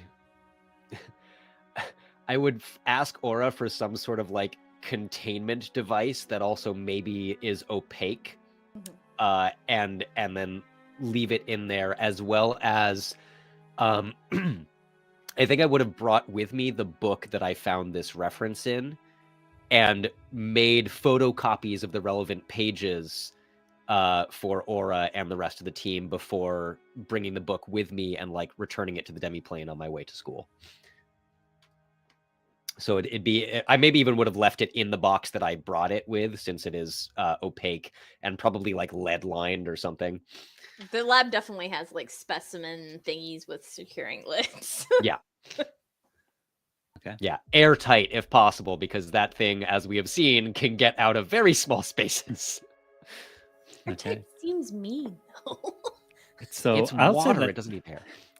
While you guys are in the jukebox hut, do you have some TVs going or some sort of thing going on? And I'll say that the events of the landfill, the toxic waste site, kind of unfold, and there are reports of the Archangel rising from the ashes, so to speak. And on top of that, a kaiju has been unleashed, and it's making its way towards Metrolina. We probably should do something about that. Okay, I'm just gonna, point out you're wanted by a lady who seems very intent on fucking you up. Well, we don't know about the conversation she had with Prospero, do we? No, not yet. We know your phone call with her where she was like, I'm coming for you. Yeah, was the phone call out loud? Did you have on speaker? Did you have that phone call on speaker, Silverblade? Sure. Okay. I don't know how to make it not. That's fine. I'm asking because I do have an idea of what I was doing while Prospero was gone, but I want to let conversation happen before maybe I jump to it. I'm just saying maybe the guy wanted for murder with a cop with like a cop hard-on for taking him out doesn't want to go in public without a mask, some sort of secret identity to hide behind. You know? Look, whatever she wants, this is not police matter. She wants personal revenge. And I will deal with it the same way I've dealt with everything in my life, which is head on, the sword in my hand. Okay, I just, again, pointing out, cops don't really give a shit if it's personal or professional. She will use the cops against you. Are you willing to take out cops who have no fucking idea what's going on outside of you're wanted for murder? Yeah. No, but I'm going to tell you all now, though, we're not murdering cops. You just said you were gonna murder cops! No, I just would murder them. I said I would take them on. That's not the same as murdering I them. said take them out, and you said yes! At least I take them on. Yeah, well, I'll take them out, but not permanently. Okay, colloquialism in English, take them out, either means A, you're gonna take them on a date, or B, you're going to kill them. And I don't think you're gonna date an entire police force. I think you're gonna kill them. My point is, I'm not intending to kill anyone that is not in an absolute last-ditch effort. I do not kill people randomly. Okay, Archangel or Kaiju? Heads or tails? Heads is Angel, tails is Kaiju. Flip a coin. We got a D2. You got it. Okay. Go ahead and flip. Okay. So one is heads, two is tails, or... Okay. Alright, so Angel it is. Good thing I know how to fuck with her. Okay. Be right back. Actually, how many of these electronics can I borrow? From the sit. Are you Zooms around. Collects No, receipts. You know what? I'll say what the thing I'm going to do is still occurring while you want to go steal all your electronics. So steal to your heart's content. I'm Zooms not around, here. gets what she needs. Your dad has a problem with it, tell him it was me. All right. So what is it that Hazard wanted to do? Yeah. I think Prospero disappears. They're doing whatever in the meantime. Eventually have this conversation. I think because I know some.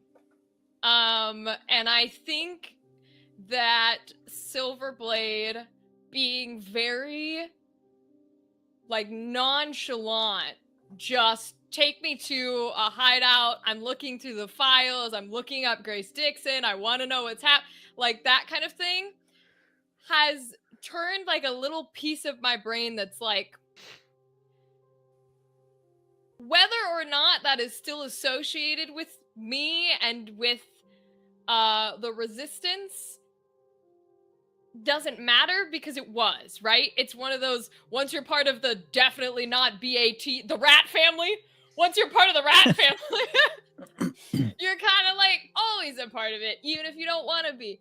Or even if it's decades before I was born. And so I think what I would have done is I would have snuck out, probably sent like a message to resistance to meet up at some other little location. And I would have hopped on my motorcycle once I got the okay to go, because I know he'll answer me. Because I kind of want, I don't necessarily want the answers that Silverblade wants, but now I have questions. And I don't usually give a fuck about answers, and I kind of give a fuck, which is weird for me. So I think I headed out to wherever, even if he's only going to meet me for 2 minutes, like a quick drive-by. I think I headed out to meet him, because I want a few answers. All right. So you head out to meet your mentor. I'm going to call him Ratman.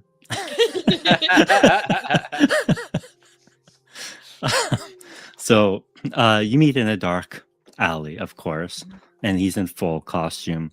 He's got the kind of mouse ears, black, totally black. He's got a cape and he's got a tail. Love it. What kind of trouble have you got yourself into now, Hazard? That depends on how good you were at picking children back in the 80s. Grace Dixon. Ring a bell?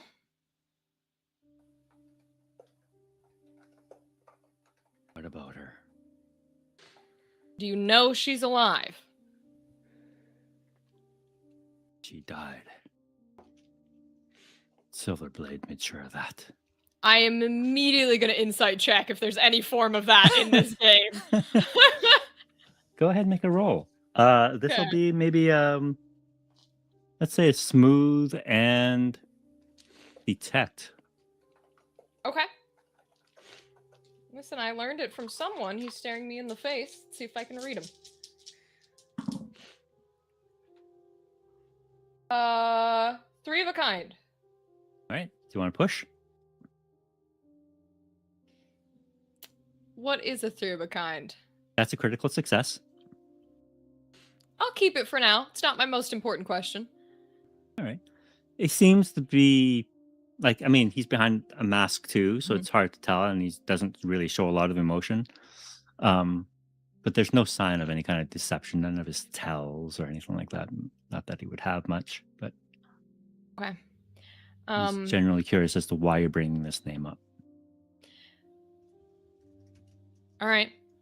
I'm going to take you at your word here, whether that means anything or not. I will tell you she's alive, or someone claiming to be her, and has a pretty big grudge with the old man, the silver guy, is interested in, I don't know, vengeance, revenge, whatever the fuck you want to call it. But if it's not on your radar, and you have a radar for everything, then that means it's worse than just some lady from the 80s trying to get revenge on a guy.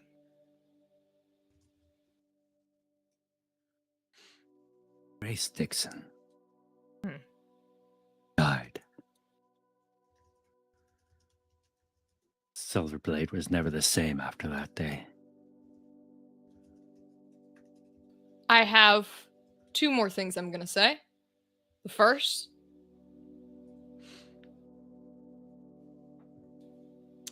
how much do you trust him?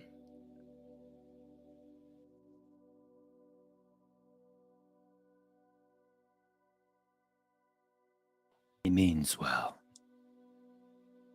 but he should retire. Okay. The second,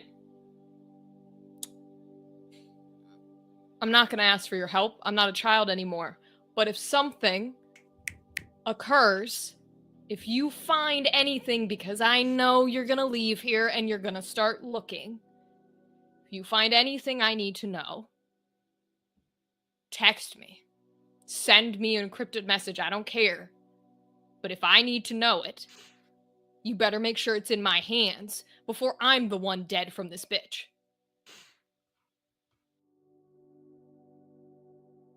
No, Silverblade is a wanted man now.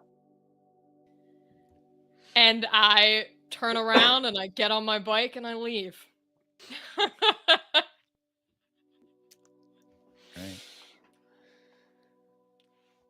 So, that evening, you guys are going to get back together. You guys are going to compare notes. Aura, during the day, you said you were going to do some research, writing up a paper, that kind of stuff. Yeah, which is apparently super relevant if we're going against Archangel again. I'm going to have you make a focus and no check for me, please. That's Aura? okay. I'm good at that. That's what I do. I run fast and I know things. Good combination. That's critical. Okay. It's my research paper. I'm gonna push.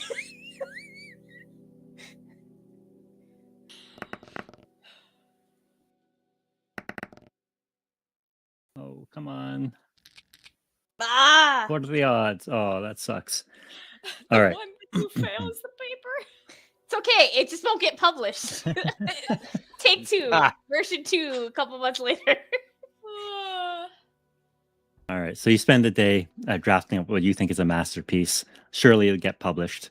It's all Silverblade. politics. Silverblade. How are you taking this news and the recent memories that have resurfaced? What's going through your mind? So, am I frozen for anyone else or just You me? are frozen, yeah. Yeah, All got right, your audio, well- but your video's very impassive and impressive looking. That's fine then. So finding out that Grace might still be alive, and though I'm still not sure that's really her. I after that situation when Prospero saved the world and I assisted so that he could do that, and when I lost my entire team, I was just a kid. I was like 17, 18 years old, and I went on hard times. I eventually met a woman that I thought I was in love with, but she turned out to be a shape-shifting demon. So knowing that there's such things as shape-shifting demons gives me pause when I think about whether or not this is really even Grace. But still, I can't help but be a little shook, because what if it is? What if this whole time she's been alive, suffering in pain, and blaming me? And what if it is my fault? What if I had tried a different way? What if I had saved her and let Prospero Sr. deal with, what was happening to him? He can handle it. He was the Sorcerer Supreme, or whatever it's called, the Wizard Maximum. So that one. So I might have made the wrong call. But it doesn't matter, because that is the past, and you can't change the past. I have traveled time before, and I learned that you can't change the past. So, in one of my other adventures. So, yeah, I mean, I don't know what I'm going to say to this Grace, regardless of whether she's just another demon trying to trick me, or if she actually is my best friend from my youth, who I let down terribly. Either way, I don't know what I'm going to say. Okay. As you're sitting in the jukebox hut, contemplating your past and your choices, one of the small little monitors that kind of litter this place kind of fizzles to life beside you. It's filled with static for a brief moment, the lines going up and down a bit. The screen, and then a face starts to emerge from it. It is the face of your ex-wife. Not in demon form, but in that shape-shifting form, the form that you fell in love with. And as it appears, it says, "Hello, stranger. Where are you?" It doesn't matter. I'm just calling to check in on you.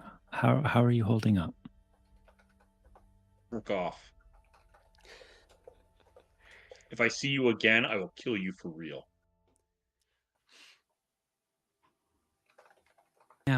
Now, you've already tried once, and you know that really doesn't work with someone like me.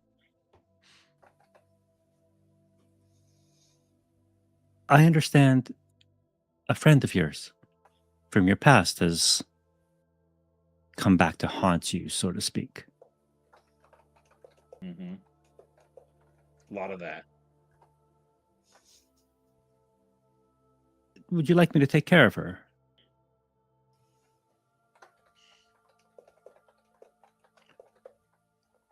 What do you mean? Stop her from bothering you, of course. No, I don't make deals with demons.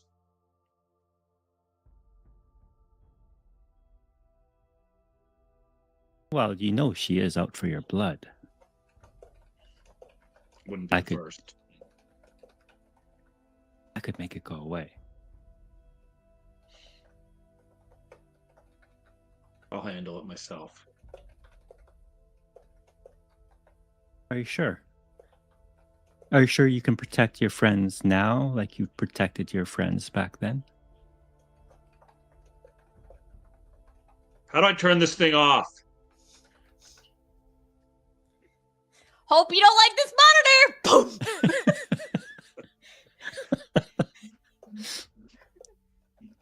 As you punch the monitor, the screen breaks and her image disappears. I like walk in the door because I've been stealthy away doing my bullshit the second you punch the monitor. And I'm just like walking like, the fuck did I say? Like, Possessed by a demon woman. I don't think you want a demon woman in your hideout. Well, they show up all the time. I mean, she was 12 foot and kind of, like, but probably don't want her. Wait a second, the bitch that kicked my ass? Yeah. Oh. I'm going to refresh my window real fast. All right. Back home in the evening, what do you guys want to do now? You've gotten a lot of information. A lot of people are looking for you. I may also think I would have, as soon as I don't regain control of the classroom, but as soon as the school or that period is done, immediately text the group chat of like, Dixon showed up at school, debatably still her, but under contract with Demon. States that she has a master. Also, underneath illusion, looks like horribly mangled, gruesome, burned alive child. I'm just gonna send the gif. Will update of that weird stuffed monkey thing that just goes. I text back, how do you know that wasn't the illusion? I guess question for the GM, as someone who is very familiar with illusion magic and employs it themselves, I feel like Prospero might have a fairly innate understanding that the 50s detective is the illusion that this being is projecting. Yeah, 100%. I just text back, who actually knows magic in this group? Sends a raised hand emoji. Quantum mechanics is not magic, it's simply weird science. I have a whole other PhD in this shit. Yes, but you don't know the practical applications. Just like trails off, and a facepalm emoji. Just sends like a gif of just some random character just like gesturing at themselves. Like, yeah, okay. We'll discuss after school. And so I think in the evening, as Prospero actually arrives, just kind of like walks into this space fully back in the real version of Prospero, and is like, look, I accept, Aura, that you have studied ceremonial practices, but it is not the same as the traditions that have led me to where I am, and that my mentors and those Prosperos before me have followed. I literally became a super speedster because I cast a magic ritual on myself. You made some weird mistake with some sort of quantum mechanical device in concurrence with a misplaced sigil, as far as I could tell. Anyway, the point being, drops massive PhD dissertation. I just like snap my fingers and Caliban like appears and starts eating it. That's okay. I have like 2,000 copies at this point. Look, she and whoever her master is clearly seem to have it out for you, and that may, in fact, take precedence for us. Well, for me, because whoever she is in service to is capable of threatening this plane of existence, and that, as I've said, is what? A question. She serves a master. She looks like she did when she died, but she's not dead. Are we sure she's not undead? Quite That frankly, would be no. the case. I was hoping to live in uncertainty, but if you say that her current appearance is a glamour, then it makes sense. It unfortunately does. The only way that my mentor did tell me something about these events, Silverblade, and the only way that I could think of for someone to survive would be to have their soul caught at the moment of demise by something not of this world and bind oneself in service to it. What happened to that TV? Oh, the demon Don't worry lady about tried it. to take it over and I had to punch it. Hazard, I'm sorry your place is being abused, shall we It's say. okay. She doesn't want them. I mean, Hazard doesn't. He doesn't want the 12-foot demon lady that choked, slammed him in here. What? I Okay. think you get like a very like a yeah, because I am unbeknownst to everybody, although it's not like super hiding, but like I don't share anything anyways.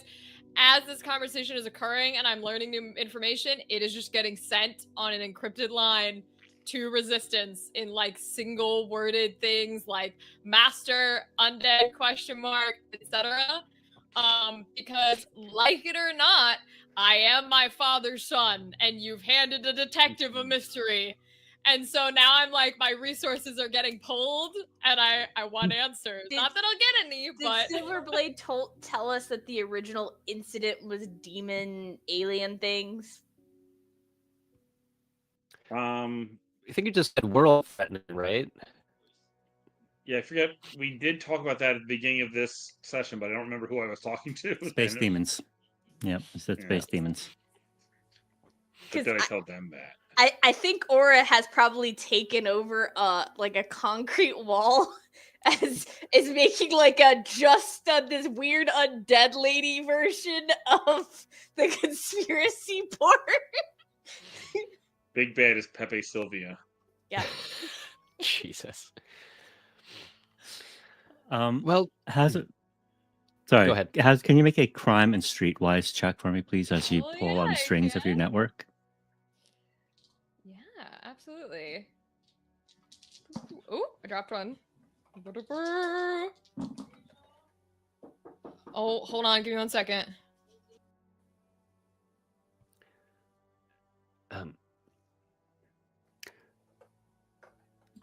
I gotta go. Sorry. All right, no worries. Okay. I'll see y'all next time. Thanks for having me on. Bye. Bye-bye. Bye. Resistance called Hazard back. Yes. Yep. Well, it was nice of him to let us use this hideout. Look, if Grace, whatever, and whoever she is serving are after you, perhaps we might set some sort of trap for them by having you lure them out, with Aura and myself waiting nearby. A trap only works if you know what you're trying to trap. We have like a vaguely demon, vaguely magical, vaguely undead idea, but like a trap only works if you know what you're trying to catch. Your What else do studies we know about this? Oh, sorry. No, please, after you.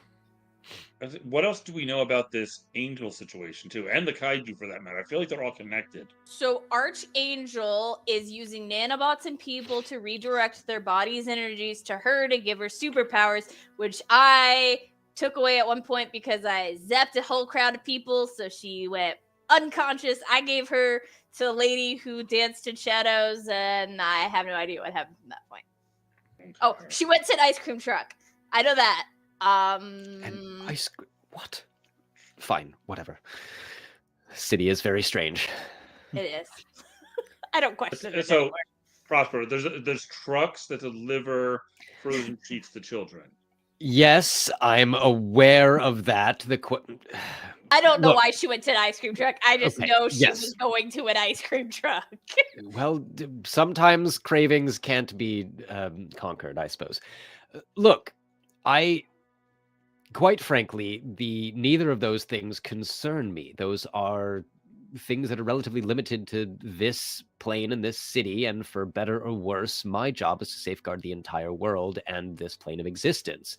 And my concern is whatever entity has made whatever pact with your former friend, teammate, and is threatening all of us and are by association with you. And whatever, if it should happen to be the same entity that you were trying to defeat all those years ago with my mentor, then that is very much my concern, because it will again threaten the safety of the entire world. Can I bring up, we should just go punch Helios' CEO in the face, because I'm pretty sure it all goes back to her. Right, aren't we supposed to meet with that dreadful woman? She did say she was going to contact you once again to arrange yes, okay. a time and place. Also, she gave me a job offer.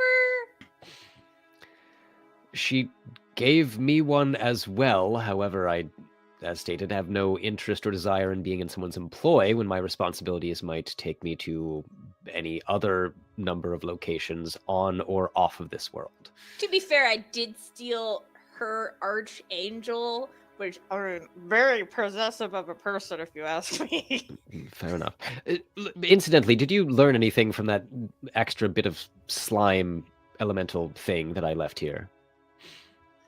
Yeah, totally. And you just feel like a blur.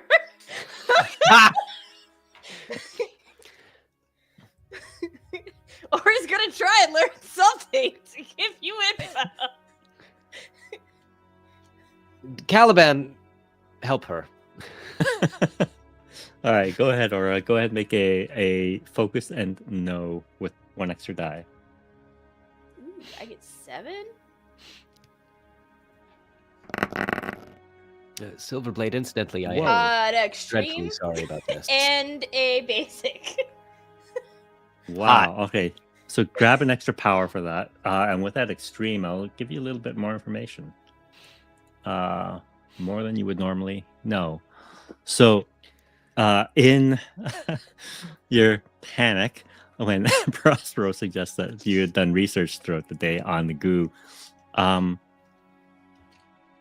couple of things. One is when you look at this goo and it's still in this eyeball form, you realize it's trying to find the rest of its body.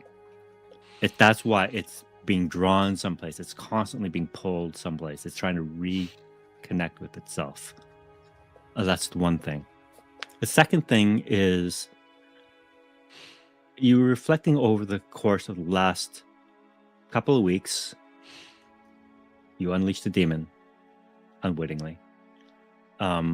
You encountered the Archangel. You now have a water demon. And you now have this kaiju, which seems to eat iron and metal.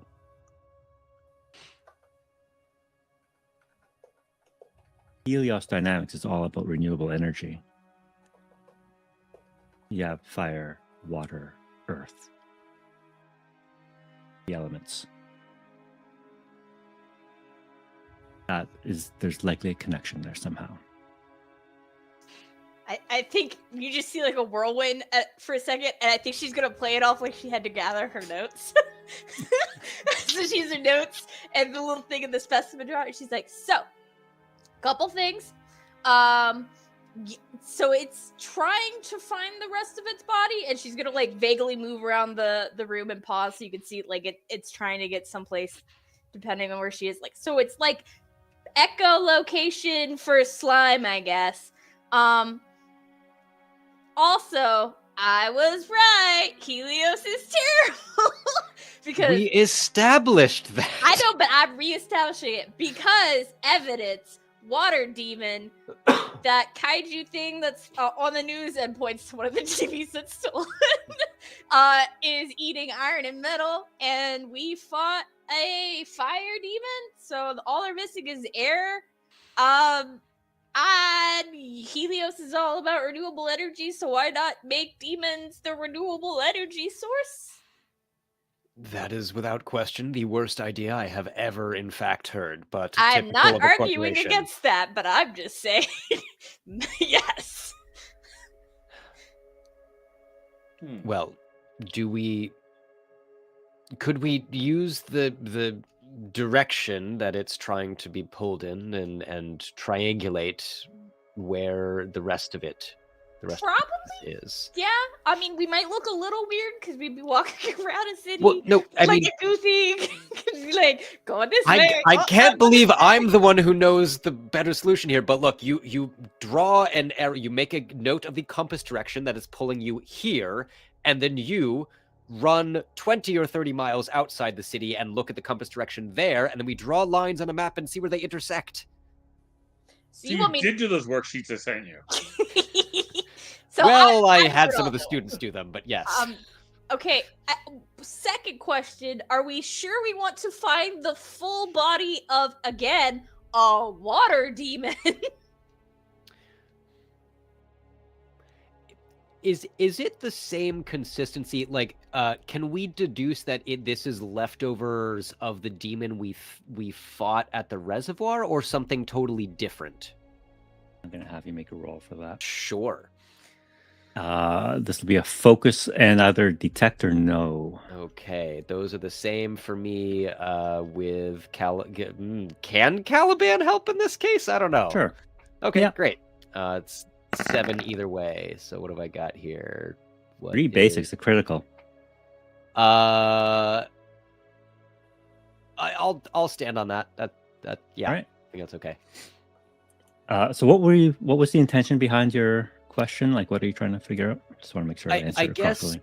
I guess is basically I think I was slightly under the impression that when we fought this water demon that it was gone, and that the slime and stuff that was in the water that we have collected is a different entity, or that is like the weird genetically modified Helios thing that the CEO wanted us to bring back, versus a like summoned entity from a different plane of existence that I'm more familiar with.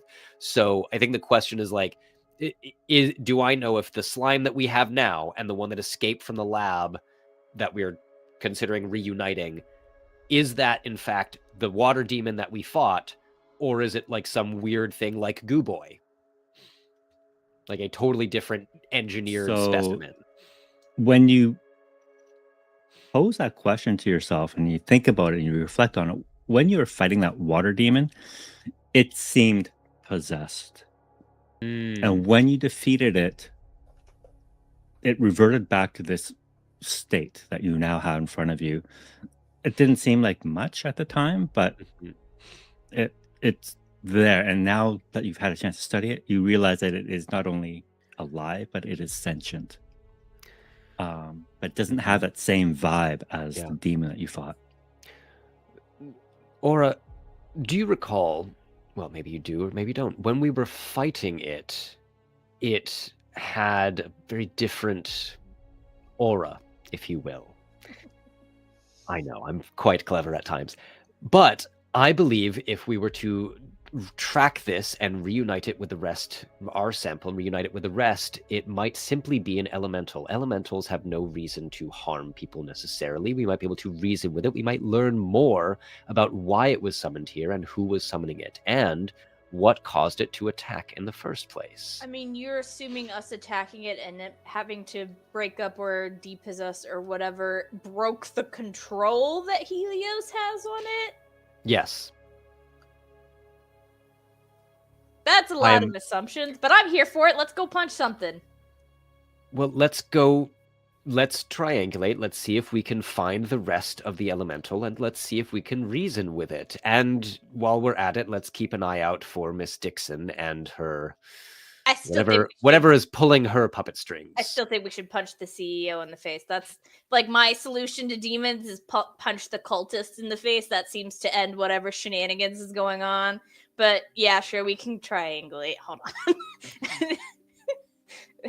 Look at Goo. So I'm thinking that triangulating with the goo might have been the reason why Houdini could do in the first place. That was what they wanted to do. Why the CEO wants it so bad. I believe she also wants to regain control of it if she is in fact the one who summoned it. I still find it very difficult to believe. Well, no, let me rephrase that. I don't believe a word she said when she implied that she was unaware of Miss Keith's actions or that of the Archangel. Oh, no, she was just burying it so she can claim the ignorance. Clearly, fire is thermodynamics and then therefore thermal power. Water is hydroelectricity, and earth is I don't know. I'm not that versed in renewables, but give me a second. Classically, we're missing air. Do they have some sort of wind farm outside the city? I don't know, but the Archangel can fly.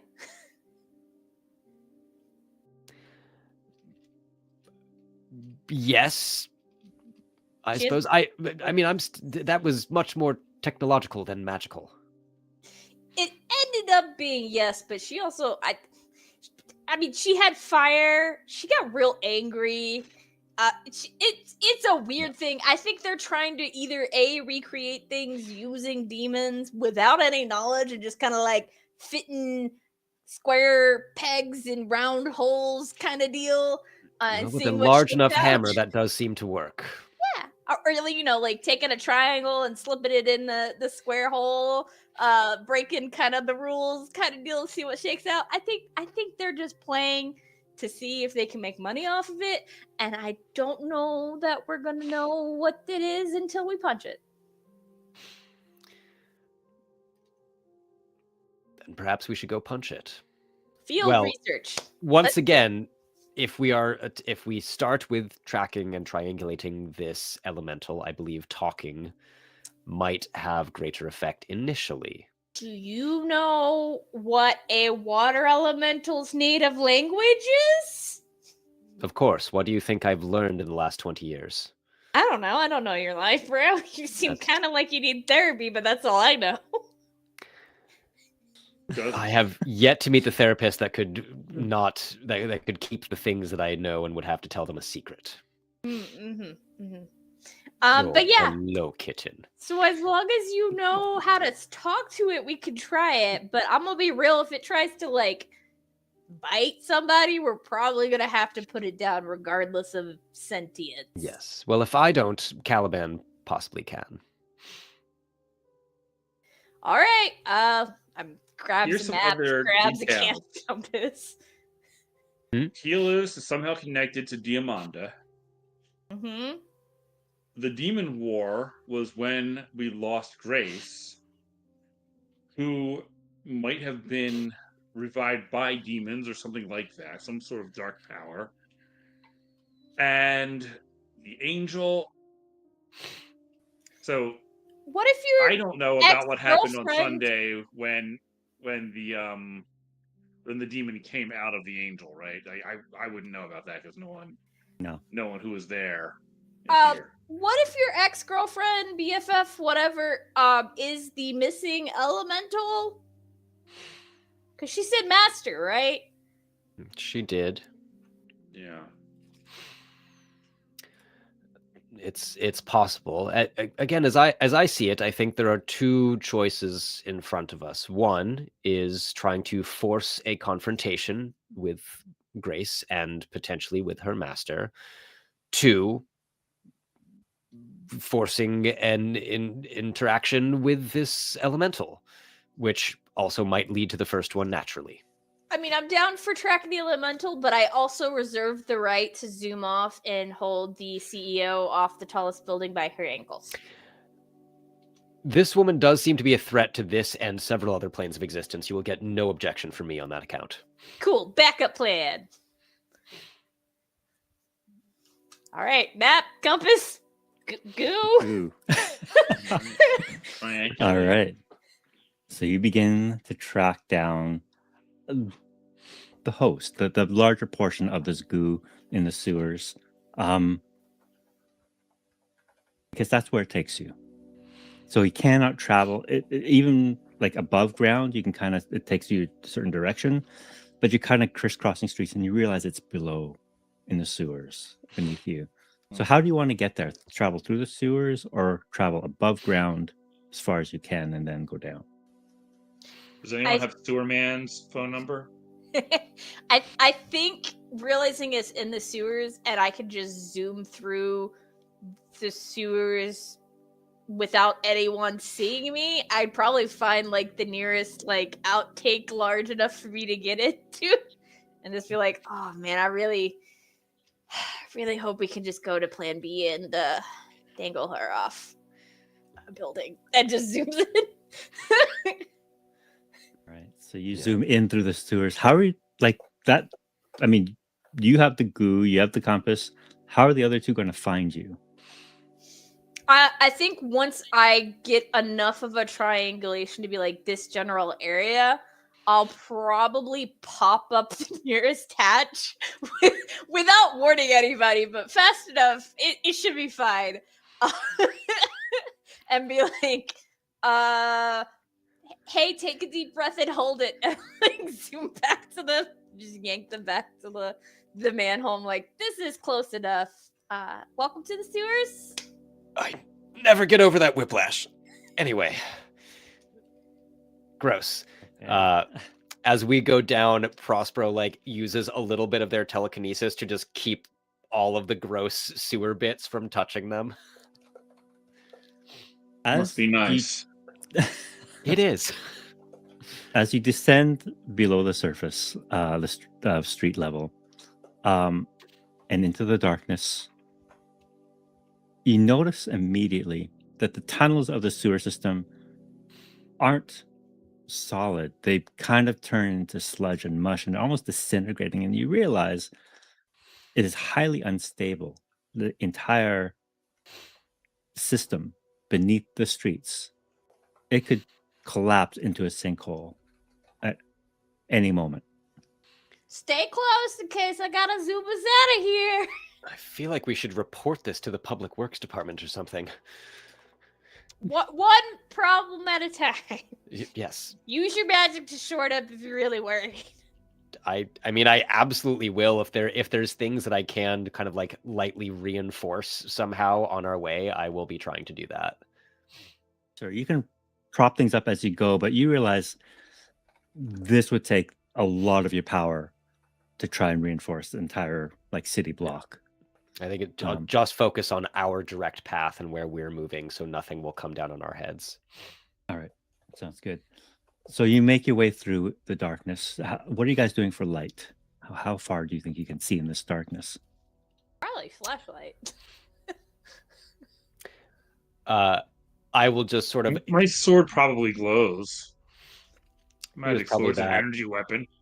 Prospero just kind of holds up their hand and like a little purple glow, pretty dim, so it's not like a flaring signal light to anything in the dark, but like a little bit of a glow will appear around it and provide some illumination. All right.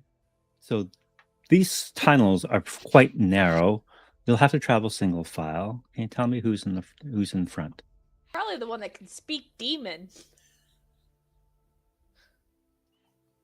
Sure. I mean, if Aura's kind of can point the right direction and make sure that we're not, veering off course, I will take the lead. Actually, I think Caliban will go a little bit ahead, looking like a cat, but just hovering and like daintily keeping its paws out of the muck and grossness. Okay. So Prospero, you are in front, followed by Aura to help guide the right path, and Silverblade, you bring up the rear. Yeah, I suppose so. I do speak demon too, just a few words though, like curse words mostly. All right. So you make your way through these sewer systems and you realize you are descending as well. And this sewer system is odd, has multiple layers. You have to take ladders down to a lower level and you can see the drains kind of going deeper and deeper. And you realize you are probably in a sewer system that's over 100 years old and no one even knows that it's down here. The smell down here, let's say, is ripe. And you are knee deep in places in what seems to be raw sewage. Again, the walls around you look like they're mud. There's no stone or anything anymore holding it back. Parts of it have collapsed. Often you find yourself in a dead end. You have to double back and find another way around to continue in the direction that the goo is pointing. Prospero, since you're in the lead, can you make a focus and awareness check for me, please? Okay. Yep, I am good at those. That'll be 7 with Caliban's help again. Basic and a critical. What do we think, y'all? Is that good enough, or should I push it? Basic and critical should be good. I think I'll let that ride. I'll push when I truly need it. All right. Give yourself an extra power for that extra little bit of basic success there. Okay. And as you're making your way through this awful place, deepest, darkest corners of Metrolina, holding up your purple orb to light the way, you see a shadow just kind of move across the edge of your light in front of you. I stop immediately and like hold up a hand. And I think what I would like to do, I'm gonna look at this. Yeah. I just kind of turn around and whisper, I'm gonna do something and just watch my body for a minute. And I will immediately spend that power to use my astral projection ability. So Prospero just kind of like stands still, wobbles back and forth lightly as Aura pokes them, and I don't think anyone, maybe Silverblade can see this just a little bit because of the sword, but their astral form kind of pops out, and Caliban and my astral form will kind of like drift gently forward, trying to suss out and see what is making this shadow and get a little bit ahead of the group just in case it is threatening. All right. As you do this, Silverblade, you're bringing up the rear. You see this almost ethereal form kind of pull itself out of Prospero's body and make its way further down this tunnel. You hear a voice. Hey, old man. You looking for me?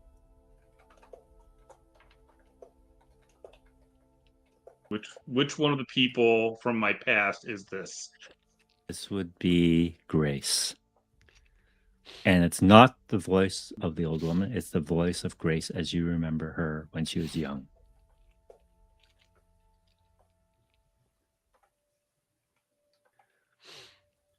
All right. So this is coming from behind me? Yeah. And how far back am I from Aura? Like, am I isolated at this point? You tell me how close you want to follow them. Maybe 20 feet behind Aura. All right. So I turn and say, do you want to talk? You turn and you see that disfigured body of a young woman whose body has been crushed and burned, standing maybe just at the edge of the light of your blade. And as you turn to look at her, she just turns away and goes around a corner.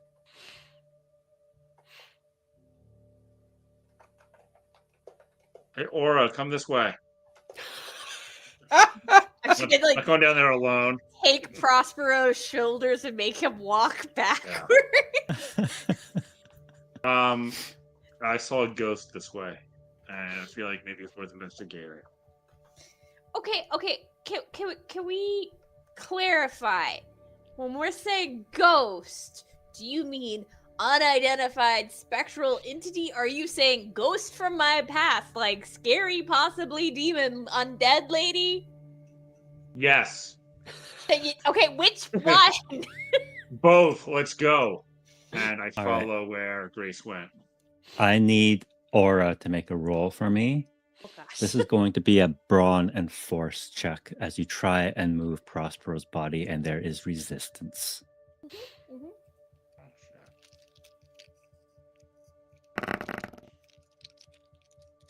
It's not even a basic, just like a pair. I feel like I'm going to need to push this. Aura's not built for lifting things. She is built for, like, sure, one punch doesn't do things, but 1,000 will. So we'll push that. All right.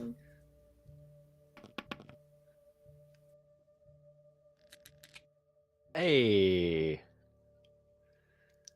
All right. You are so lucky.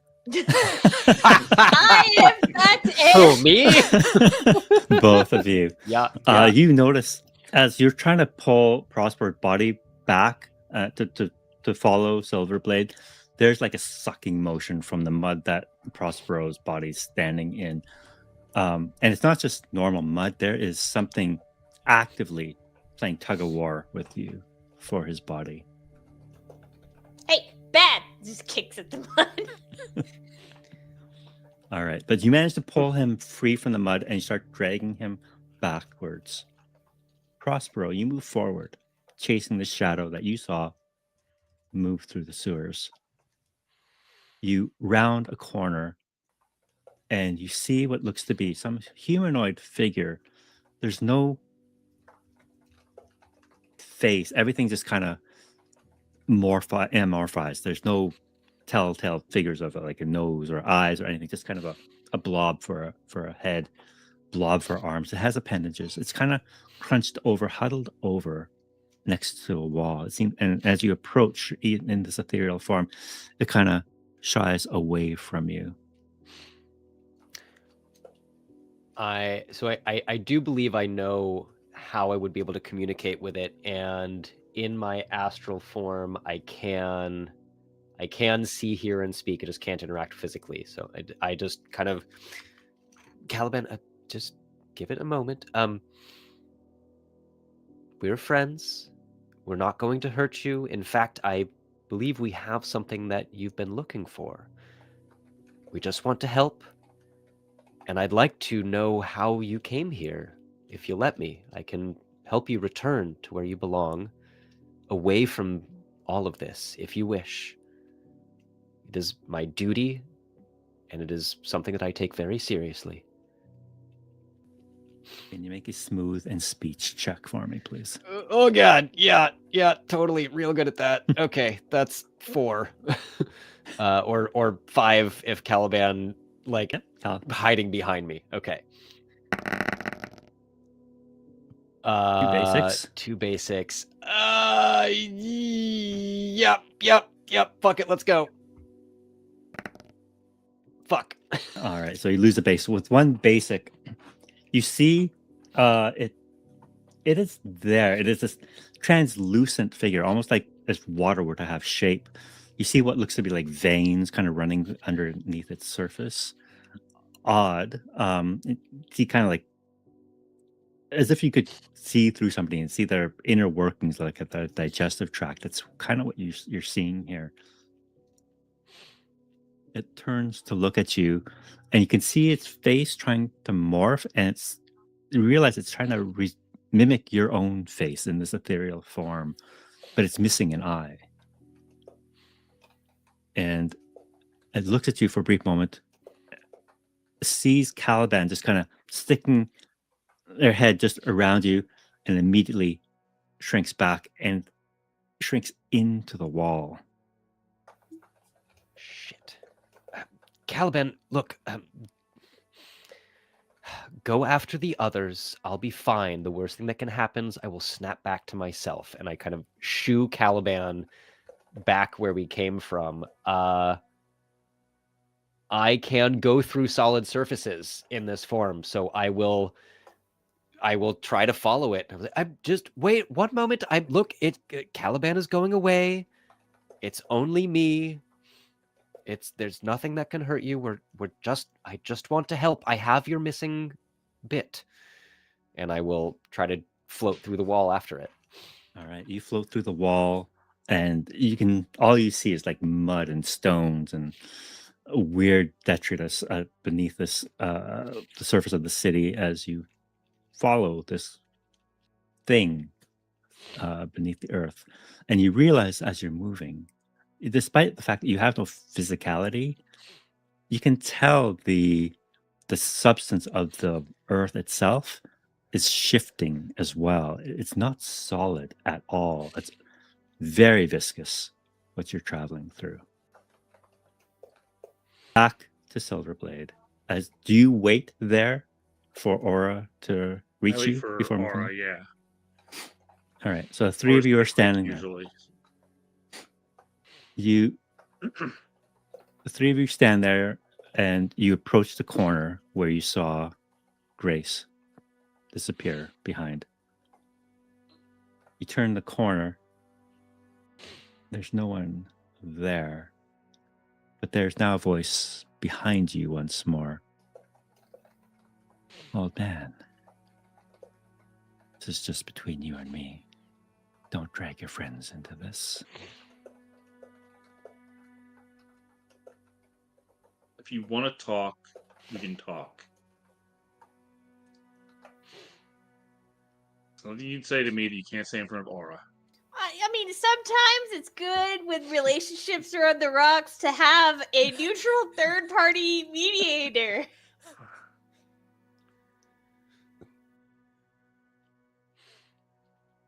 Aura, can you please make a focus and awareness check for me, please? Yeah, I could totally do that. I thought it was going to be a smooth check. All right, that is a basic. Well, I clearly have to push this, because there's no way that talking to an angry demon ghost undead lady can go wrong.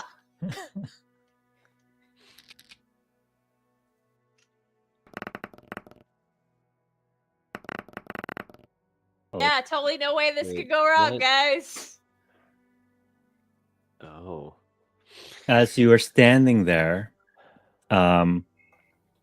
you are kind of, because the voice is behind you once more, you are standing between it and where this Grace would be. There is a sudden shift in the ceiling above you as it collapses in a pile of mud and stone right on top of you. You're going to lose 3 points of grit. Would that hit my body Aura as well? Yeah, it would. Okay, then I immediately snap back because when I get wounded, the projection dissolves. So I also take those 3 and immediately snap back to my body. Going, oh, what the fuck? Being attacked by undead ghost lady. Being attacked by undead ghost lady. Making what? Why? Damn it! Look, all right, fine. And I guess get ready to fight whatever the fucking thing is. Silverblade. That thing! That's what we're fighting! You hear it too? You all hear it. Is there like a wall of mud separating me from them, or? No, you can, like, it just kind of collapsed around Aura and Prospero's body. You can clear that mud and make your way through it if you like. I just telekinetically shove all of the mud away from myself, like create a little bubble that is that skin layer, and then poof, so it probably splatters all over these two. I'm like, well, at least it's not on me anymore. Oh, sorry. Vibrates off like a dog. And now you see all of the mud around you shifting as if itself is alive. And now it makes a sense of vertigo almost, because it seems like everything here is now moving. Remember that earth demon thing we mentioned earlier? This one earth or water? Mud, I mean, it looks like both. No, the water one went, and I kind of point the direction that I was following it. And I think seeing this, I'm going to spend another power to create a barrier. So when I spend a power, I summon or create a barrier that gives total cover to myself and 4 other people. And just a like little translucent purple half dome appears around all of us. All right. Beautiful. Excellent. And you can see like plops of mud just kind of hitting this force field, this barrier, and just kind of sliding off. And it's getting more and more unstable the longer you're down here. Silverblade. Do you really mean to drag your friends into this? Not friends, workplace acquaintances. I still think you're a really good cop if you just got your facts right. I don't think she's a cop. I don't think any of this is real. Whoever you are, if you're Grace or if you're an impersonator, what do you want? You see this face emerge from the wall right beside you on the other side of the barrier of the destroyed Grace Vixen's face right there. And it's grotesque. But you recognize her. And she's snarling at you. I get you're trying to scare me. No, I'm not trying to scare you. I'm trying to kill you. You won't ever see the light of day again. I warned your friends. Told them they did not have to suffer the same fate as you, but it would seem you will once again put them in harm's way. I'll give you a choice, Silverblade. Save your friends, or save the people above when this sinkhole opens and swallows up 5 city blocks. Will it be? Are they hearing that? Yep. All right, like, Aura, Prospero, go save the city above.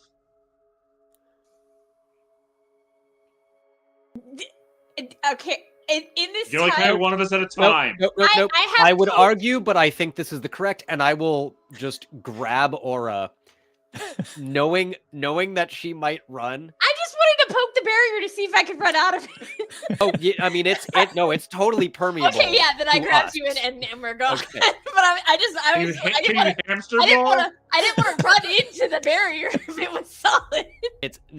I don't think it's hamster ball. Can I? Nope, it lasts as long as I am still and focused. Okay, so when Aura grabs me and we run, it also will collapse and Silverblade is now exposed. I'll also grab Caliban since I don't have to take Silverblade with us. It I assume you scruff it and it just like thrashes and tries to claw you a little bit. Yep, and then it's gone. We're up top. All right. So, Aura, Prospero, you retreat back to the surface. The barrier is dropped, leaving Silverblade in the dark. The ceiling collapsing around you. And you can see in the darkness from the light of your blade, now emerging from the shadows, Grace. I know you're not really Grace, because Grace wouldn't harm innocents.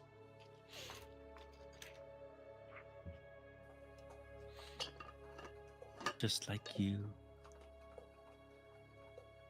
Didn't harm us. It was not your call to make. You could have saved us. We could have worked together. That's what we trained for. That's what we were supposed to do, have each other's backs. You didn't have any faith in us.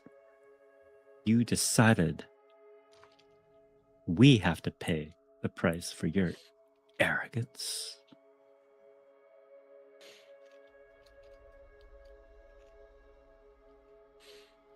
Do you not understand?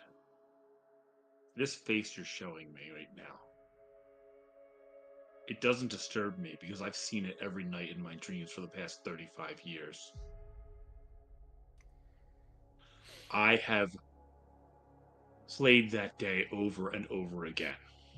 Every possible situation. There's nothing I could have done. We were kids. We were foolish children playing hero. And I'm sorry for what happened to you. I'm sorry for what happened to Neophyte and Hoagie and Greg. But the real Grace knew what she signed up for. And she would have wanted me to do what I did. Even if you really are her, you're not her anymore. Not the Grace I knew. And her voice drops like 5 octaves. That's right, Silverblade. The Grace you know is dead. I need you to make a reaction roll for me, Silverblade. This is going to be a brawn and endure check.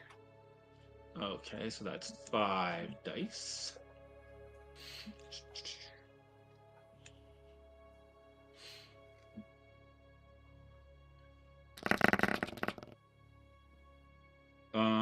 That is a basic success. I'm gonna have to push that, I'm sure. Yep. Why does it not work sometimes? There we go. Yeah, if you click too quickly, it won't re-roll. If you don't, if you hold too long, then Gotcha. it messes around. Okay. So just there's a window in there. Oh my gosh! Oh. Nicely done. Nice. Let's go. All right. All right. So what does it look like as this Grace demon thing tries to bury you in mud, but is unsuccessful? Okay. Well, my training kicks in. I duck and roll with a grace that you wouldn't expect from an old man, and cut away at the mud with my blade, and just with a flourish form like not a force field, but just like a pocket of no mud falling on me right now. All right. I'm also going to need a roll from Aura. This is going to be a nerves or smooth or brawn. Any of those would work. And maybe a stunt to get out of the tunnels before they start to collapse. I will brawn stunt this. Can I assist? In fact, I was going to say you're going to make it more difficult for her. Unless you can find a way to help her, or describe to me how you might help her. Well, I have a power to spend if necessary, but I'm imagining... I'm kind of imagining Aura, in the interest of time, is basically just like running on walls in a spiral to get up as this stuff as it's collapsing. And I think what I would do is basically give us like a trained cow catcher of telekinetic energy that will break the mud in our path, so she actually has a more clear way to run, if Love that's it. possible. Perfect. So get that extra help die. Aura. Should I spend that power, or is that just kind of like my... okay, that's fine. Great. Awesome. Back pocket it. All right. Okay, That's a let's critical. see, because this is all kinds of janky on my screen. Oh, it's critical and a basic. You got a critical. Critical. And basic. I'm just gonna leave it there because we just need to get to the surface and start saving people. All right. So give yourself an extra point of power for the extra Cool. basic success. I'm sure we're gonna be using all of that here in a second. And as you break through a manhole cover onto the streets, you can see car horn alarms are going off as the entire city is shifting back and forth as if we're in the middle of an earthquake. Buildings start to sway, people running to and fro in sheer panic. I'm gonna immediately drop Prospero and Caliban and be like, y'all get the buildings out of here. I got the people, and zooms off. Give me the slime. Damn it. I think I will text that in the absence of anything. I'm just because like what I want to do, assuming there is any way of getting Aura to halt for a moment, is get our little cup of slime and give it to Caliban and be like, I don't usually say this, but I'm going to trust you to return this to the elemental, so maybe it can help prevent this catastrophe. Can you do that and not treat it as a plaything? Please. I'm gonna be real. She dropped you in red because she's got 5 city blocks worth of people to get out. I'm still just going to be as I try to start, I think what I would start doing in the absence of that is attempting to use my magic to stabilize the ground underneath us. Sent both with telekinetic and anything that I am aware of how to debatably summon an earth elemental to help us. But then continue with the other hand, just be sending voice memos and text to Aura, give me the slime. It'll take you less than half a second. Give me the slime back. Give me the eyeball. As the two of you are trying to rescue the folks of Metrolina on the surface, back down below Silverblade, you have managed to avoid being suffocated by the mud. What would you like to do now? I'm going to cut this undead, whatever it is, in half. Because if you're my best friend, this is what she would have wanted. She would not want to be a shambling, undead, demon-possessed monstrosity. All right. And this is how I deal with my with my trauma. The sword. So brawn, certainly one way of dealing with it. +1 for the sword, so I get +7 altogether. I can't super jump, can I? Because I'm in a sewer. No, super jump won't work in here, unfortunately. Figured. She seemed to know that you couldn't jump in sewers, and that's why she lured you down here. Yeah, I suspected as much. Okay, well, that is a critical and a basic. And I get a free reroll. Okay. With sword. So, yeah, I'm going to reroll these. Yeah, might as well.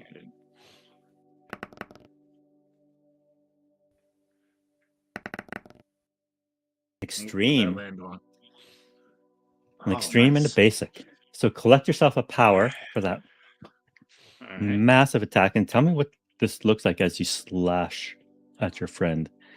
It's not enough to kill her, but you've wounded her. All right, so I am trying to cut the parts that are demonic away from the part, the parts where that's still her. If that makes sense, just cut off the damaged, destroyed, wrecked pieces. Discard them. And I don't even know what to say there anymore. Okay. So she screams in pain, and you can see her face and features almost become feral as she lunges at you. I am going to have you make a brawn and I'll use this attack to start with. A brawn and endure. Another brawn and endure. For me, please. It's going to be 5 dice for that.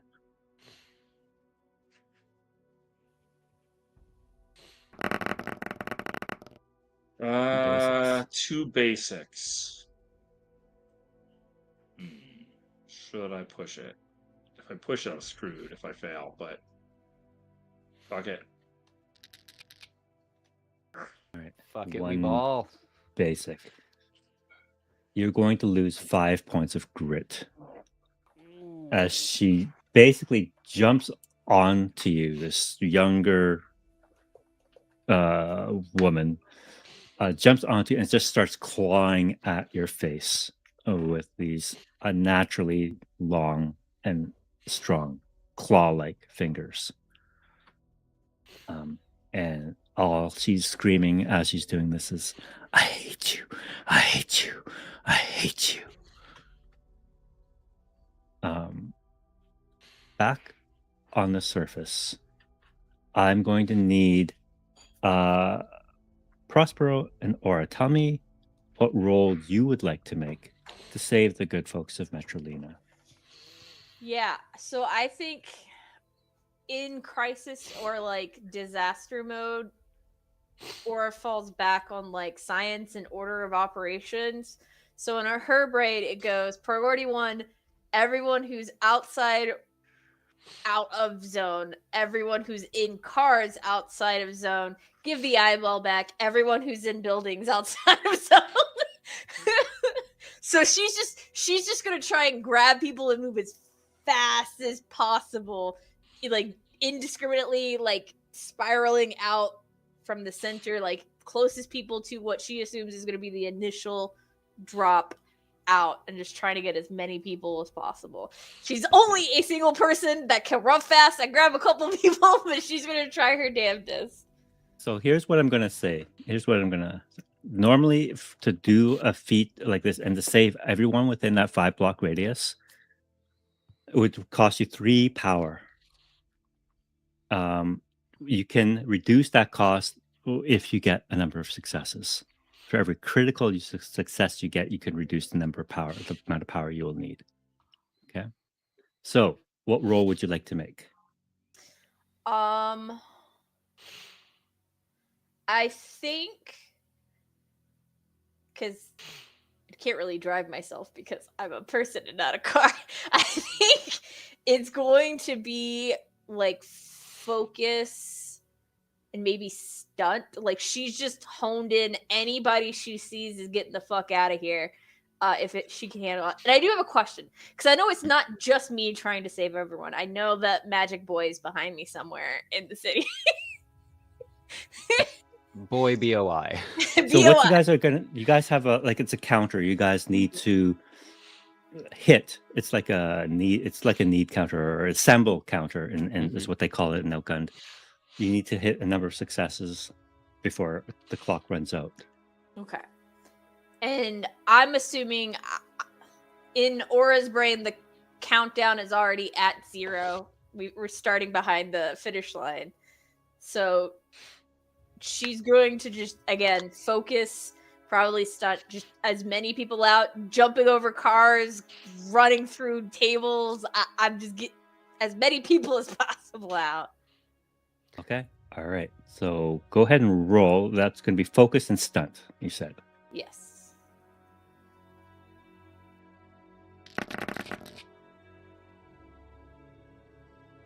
All right. That is a 2 basics. 2 basics.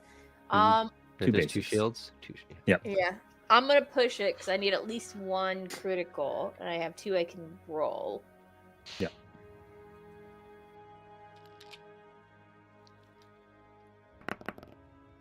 Hey! Ooh, critical and a basic. All right. I'll give you a choice here. You can either take that extra basic and give yourself a point of power, or you can apply that basic to whatever Prospero is trying to do.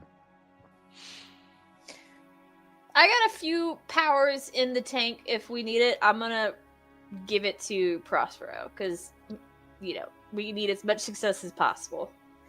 All right, Prospero, you consider yourself already with 1 basic in the bank. Now, I have a plan, but I want to ask mechanically. I believe I have an unspent spotlight from the fact that we all get one initially to use that I have not spent yet. And if that's the case, I think I would like to use it to do... You tell me how much of a small series of things I can do. What I would like, as many of these as possible, I see Aura, just the blur, silvery, star-shooting blur zipping around, really precisely time a telekinetic grab to get the slime. Do what I said, right? I grab it, hand it to Caliban, and say, Caliban, go find the elemental, return this, and see if it will help us. I know I'm going to choose to trust you in this case. And then once Caliban, grabs the slime in its little paws and like floats back down the hole with a very disgusted face, just kind of kneel down and start just... The passersby would see waves of purple magic kind of begin pumping into the ground around them. And I want to try to, again, just like stabilize all of the ground under us telekinetically and magically to give Aura as much time as possible to get people out of there and give Silverblade as much time as possible to handle what is happening under the streets. Nice. So a spotlight is an automatic extreme success, which counts as 3 criticals. Okay. Which is amazing. You're going to be moving up that assemble track very quickly as a result. But I also now need you to both make a roll for me. This first round, it'll be a brawn and endure check for both Prospero and Aura. I have sent Caliban away. I am totally screwed. That is 3 for me. Nothing. All right, nothing for... I am a noodly armed wizard. I got basic. I'm gonna push it because it's a basic. I'm gonna try for at least a critical. 2 basics again. 2 basics. All right. And because Prosper didn't use your basic, I'll allow that basic that you held on from before to be applied here to turn those 2 basics into a critical. All right. So with your critical, unfortunately, but with Prospero's not being able to achieve a critical, in this case, the meter will fall back a little bit. All right. So as you're running up Aura, you see Prospero just pushing magical energy into the ground, trying to stabilize it. Prospero, you feel the earth shifting and heaving beneath you. You see a massive piece of pavement shoot up beside you. You're going to actually take 3 points of grit from that effect. Okay. I don't like it, but I'm okay so far. But you are succeeding. Back down below, Silverblade. Grace is clawing at your face.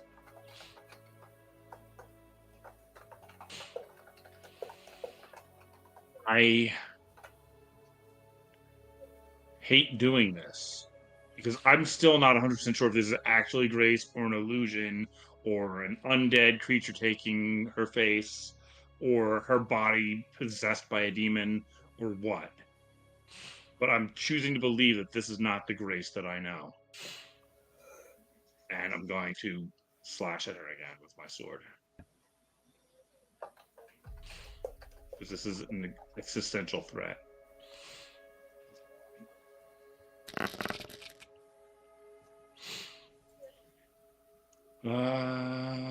Basics. 2 basics. And I get a free reroll. So I'm going to reroll this guy.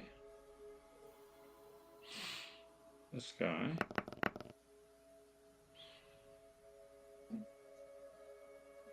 I'll do that one last because that one just doesn't want to reroll. Okay. That turned 1 into a critical. All right, so critical and 2 basics. Right. Very nice. Very Let's nice. go, boys.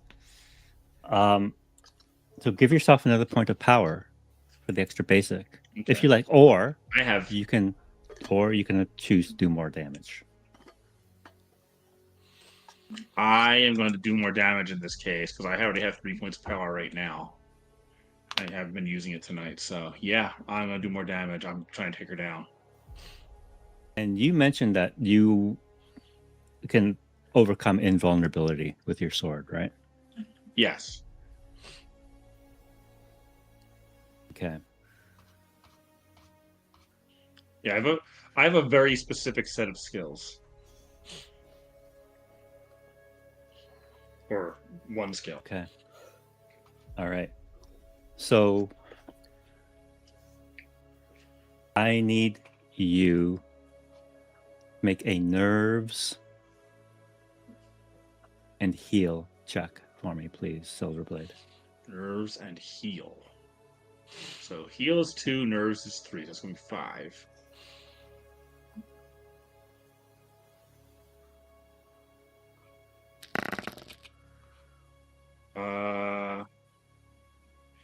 Okay, that is a basic success. I don't know what I'm trying to do here. Fuck it. I'm gonna push it.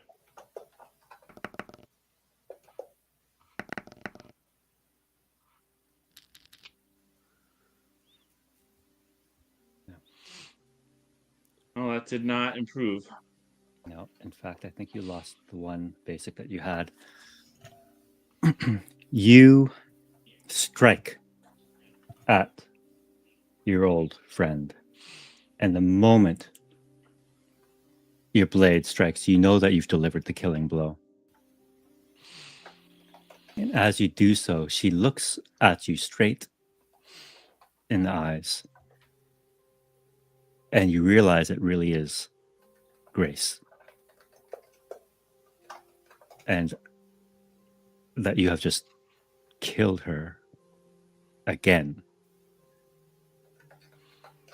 And you are going to take 6 points of grit and become broken.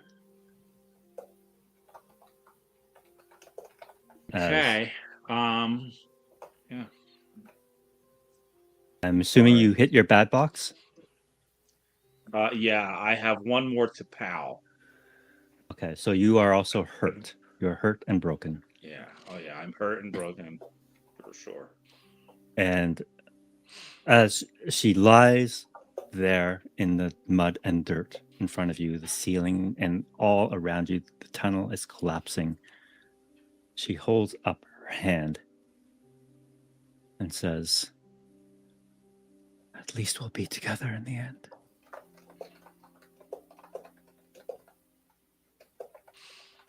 As she expires.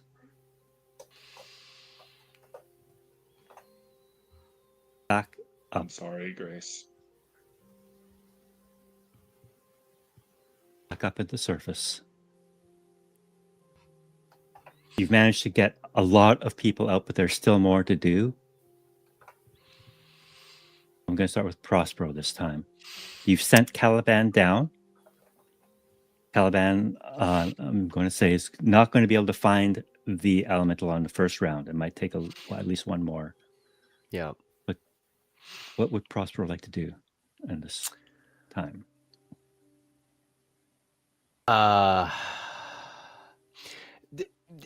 Is it actually? Am I actually achieving kind of what I was setting out to do of stabilizing some of the ground? It is helping. Beneath us? Okay. It is helping.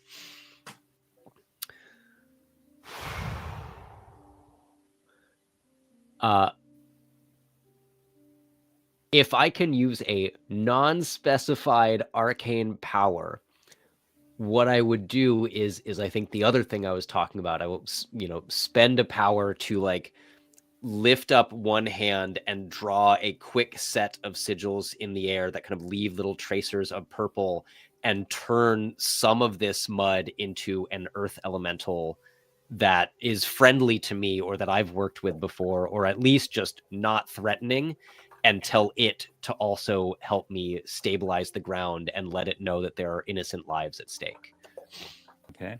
What would you like to roll in this summoning attempt? Well, according to the rules, if I'm trying to use my arcane powers in a way like this, let me see what it is. Yeah, but you're also still trying to move against a assemble counter. So I still need you to make a roll. Yeah, totally. I just think where I was going is I get, damn it, it was on page 74. If I try to use arcane powers to take complex or tiring actions, I make an action roll in smooth plus leadership with difficulty set by you, but I always get a free reroll for such rolls. Awesome. Go ahead and make a smooth leadership. That is not great for me. That is only 4, but at least I get 1 free reroll.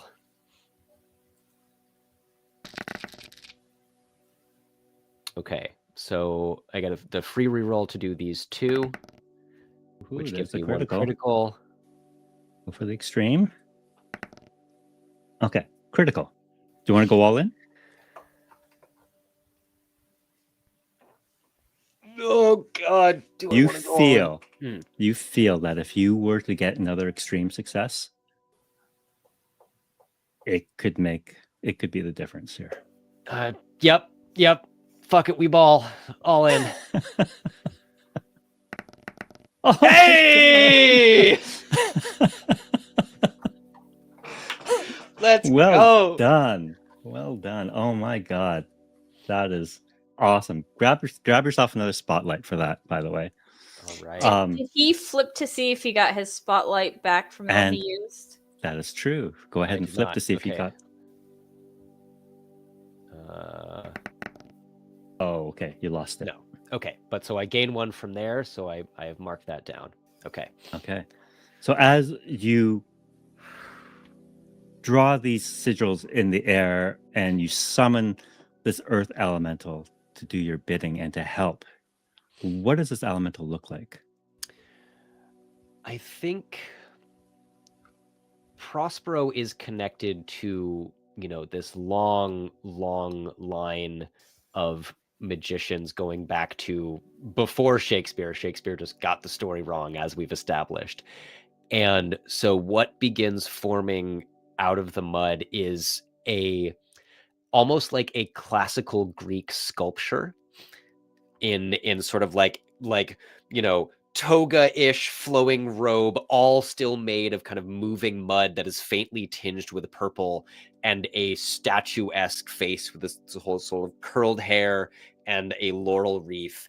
And then I think, as it appears, just solidifies a little bit while still retaining the elasticity and the fluid nature of the mud that it's rising from. And then it also begins stabilizing the ground and the street underneath and trying to prevent this sinkhole from growing any further. Okay. We're really focused on stability so Aura can use her speed to get all the people that might be hurt out of the way. Although Prospero is still very much within the blast radius of if this all goes to sideways, I think. Yep.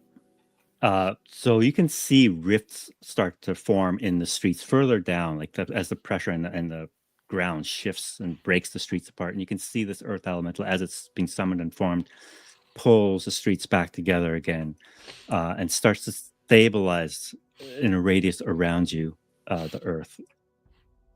The two of you together are pouring your power and magic into this soil to help keep it from crumbling beneath your feet. Aura, although the tracker has been completed, you've completed what your goal was to save this people. I will allow you to roll here because you know that there's still something going on below the surface. Mm-hmm. Is there something Aura would like to do at this point? I think if we've stabilized the sinkhole and the people are out of the immediate danger of the sinkhole, I think, the previous order of operations is done. The next one is there's someone underground. So she's like, shit, and like immediately tries to go get the person underground. Because I mean, you don't leave someone underground. I'm pretty sure he can't breathe mud. I don't think that's one of his powers. Okay. So what would you like to roll to get down there to fight your way through the collapsed tunnels and navigate your way back towards your friend? I would say maybe brawn and dexterity, because I think whether or not Aura admits it, they're a team. And you don't leave a team to suffocate in mud, okay? So she's just gonna like, almost like she tried to do with the tall demon woman, just like run at it and get through it. Like she's going to just like, she'll try and dodge it if she can, but if it looks like she can't dodge the mud or whatever, she's just gonna like try to go faster through it. All right, go ahead and make that Naruto. roll. Okay.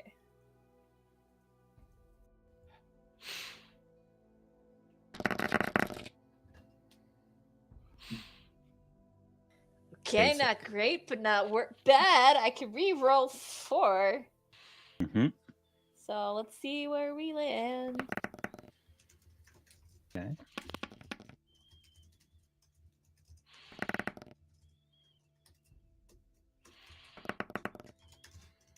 Nope. No. Oh my gosh. So you lose your basic. Okay. Yep. So you make your way down through the collapsed tunnels, and what I'm going to say is, it's a lot worse than when you first came up, and you're going to lose 3 more points of grit as you navigate your way down there. You will pass Caliban as Caliban is trying to dodge the mud splotches coming down on it. You can see the little eyeball hanging from its mouth as you do this. Told it And not as to eat. and as you run past, you scare him, and Caliban swallows the eyeball. Oh no! He'll pass it. It's fine. So you make your way down, and you can see the area where you last left Silverblade. What does she see there, Silverblade? I assume there's still a corpse of Grace here. Yeah. And he's crying, and he's got his sword in the ground, and he's just like not moving. Yeah, he's almost thinking like this is it for him, and he, doesn't think there's a way out of this, and is just ready to just resign himself to his fate. Silverblade, I'm going to ask you to make another roll.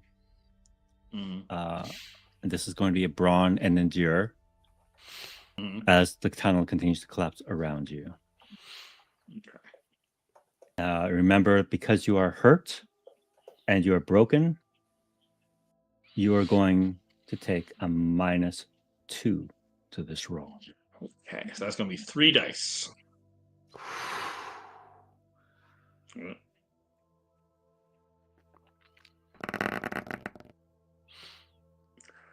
So, you can't push, you don't have any successes, huh? No. So you'll lose another 3 points of grit. Okay, well that puts me at dead or whatever the...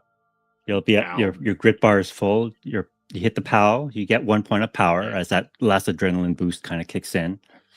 But if you take any more damage from this point forward, you will be left for dead and powerless.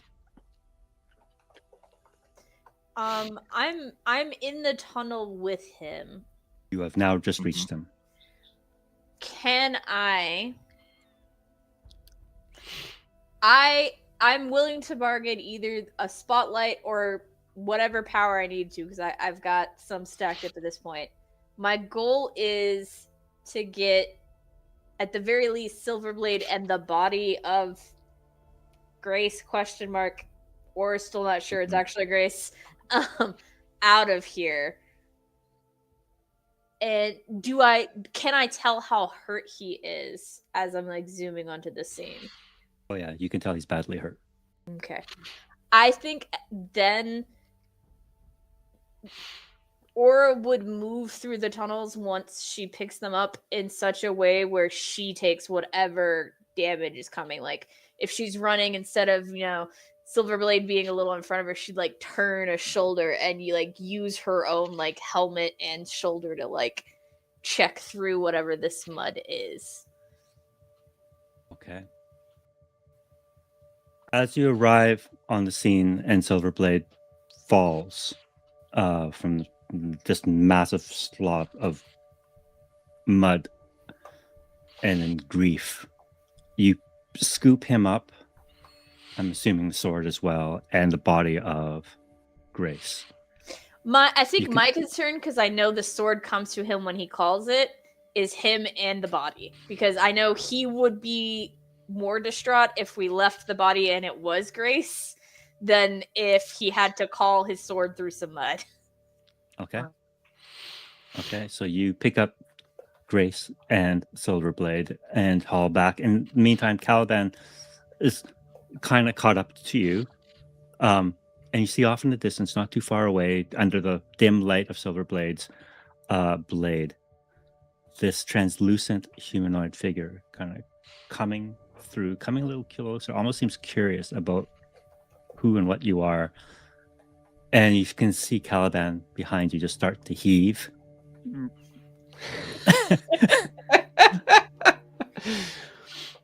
And instead of a hairball, an eyeball pops out of Caliban. And as you retreat back up and away from town, you can see this translucent creature tentatively walk forward, scoop up its eyeball, and place it back into its head. I'm going to need one more roll from Aura and Silverblade to escape this tunnel. This is going to be another brawn and endure check. And Silverblade, again, you're at -2. Can Caliban, now that it's caught up with them, help Silverblade? Correct. Okay. So only at a -1 instead of a -2. So during this 4 dice. During this roll, can I spend 2 power to take whatever grit he might take? There's another mechanic that will allow you to do this. Okay. So we'll see. All right. I have a basic success. Should I push it?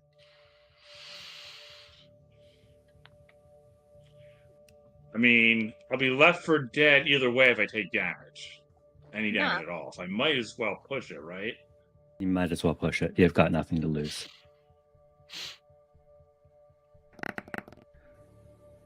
That didn't do anything. And what about this one? Nothing. Yeah, I do have a spotlight and 4 power. I don't know what I can get for that, but unfortunately, you will lose all your power. You are now powerless. Aura, it's at this point in time. Oops, sorry, I cleared the table, and you did get a critical success, though, Aura. I'm good with that. I'll take whatever I need to. So you don't take any damage. You see Silverblade fading, though. They would be left for dead. The way you can save them is by spending a spotlight. I'll do it.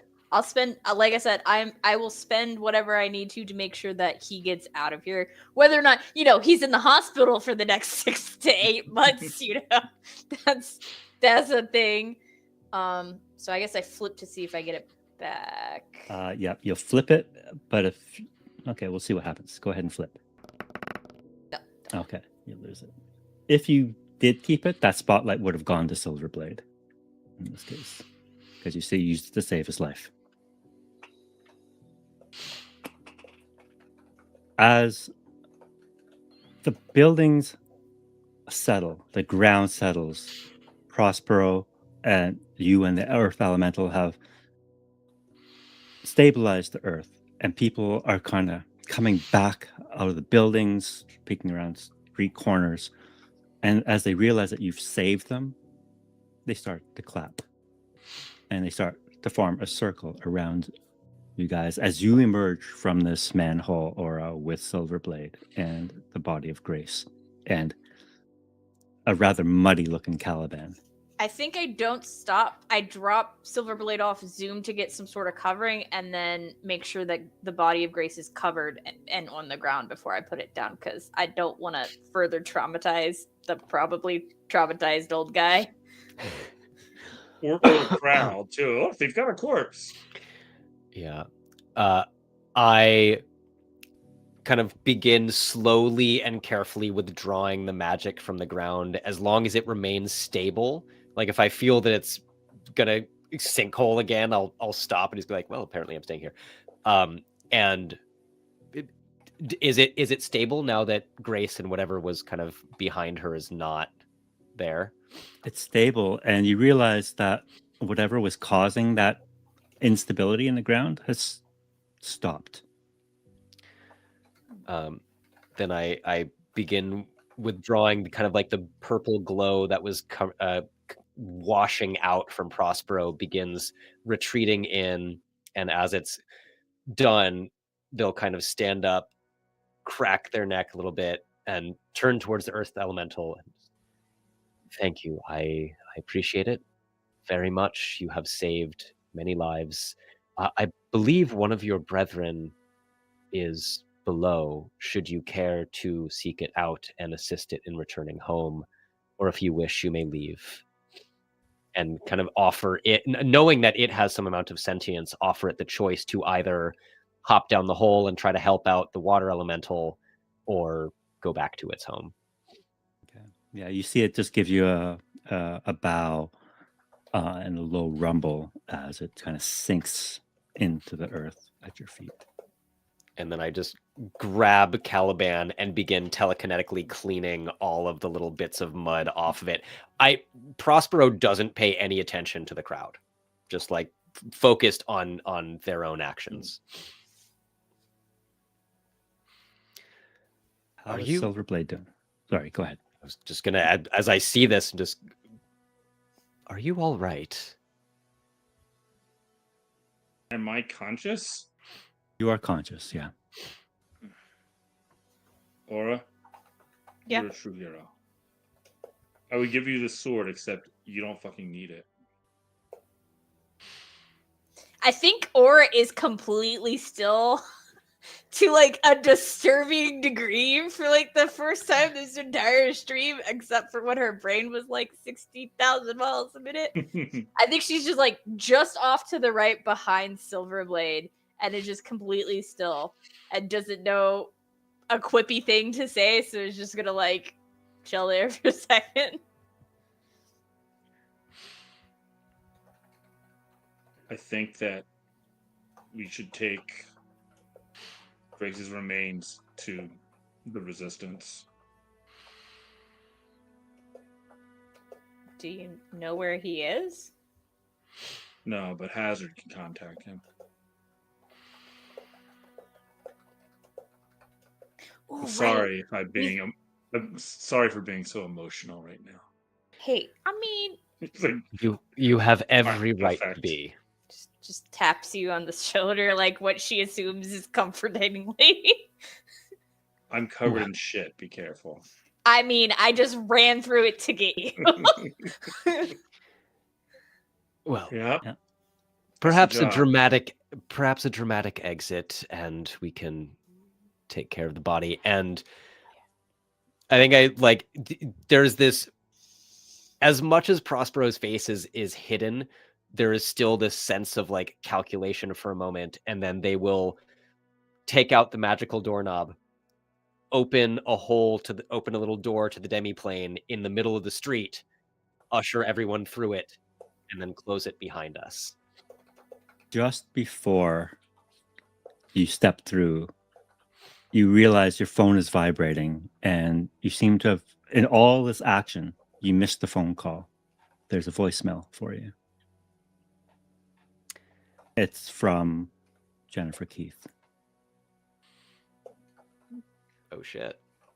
I think I will get us into the demiplane, And kind of before Silverblade and Aura have too much time to like look around, although I know Aura could, I will then like open the door to the jukebox town and like back to Hazard's lair. I have 4 power, and you just let me in a demi plane. I mean, I'd like to think that there is some amount of arcane traps that are there that, like, if you start speeding, you will basically just be frozen to the floor. Because although they trust you enough to let you in here for a moment, they don't. Again, we're workplace acquaintances. We're not friends. I'm going to play that message for you now. If you like, it'll come through the stream. Hopefully, you guys will hear it too. If you have Fantasy Plus open, you'll be able to hear it. Let me know if you need a second to get it open. Oh, wait. I needed to do it on... Might be easier if I just open up YouTube. Yeah. Might be easier. Okay. All right. Here we go.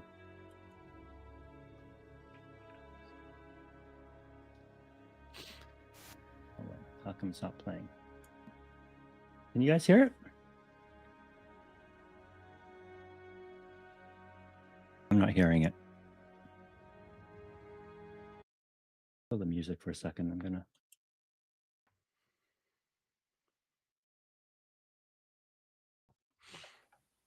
Okay, Fantasy Plus is acting up now. It's not hitting the play button's not working. Okay. Let me restart this and try again.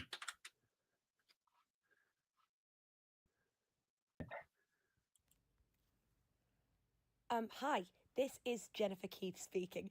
I just wanted to return your call. Sorry for the delay. Had to fight a kaiju, then a demon, then a kaiju. No, then a demon that wanted to be a kaiju. I'm getting ahead of myself. I have good news and bad news.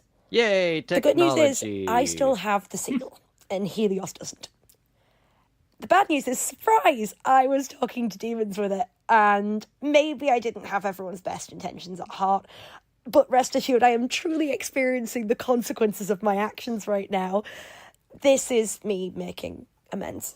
Yeah. So maybe we do need that magical expert right around now. I'll text you my address, and by mine, I mean Liz's. We do really need a better secret hide. Sorry, I'm rambling. And if a weird voice offers you or anyone you know ridiculous amounts of power, it's really not worth it. I can absolutely assure you that's the case. Don't make my mistakes. Plus, you might pick a power that really isn't that good in the grand scheme of things and realize you could have had flames, and then you picked mind control, and why the hell did you... I am sorry, I am rambling again. I gotta go. Goodbye. Either my browser or my machine recently, so it's doing its own thing. Okay. Well, it's on the stream, and I'll send it out into our Discord. But that is where we'll end our arc of Metrolina Arcana as you retreat back to the jukebox hut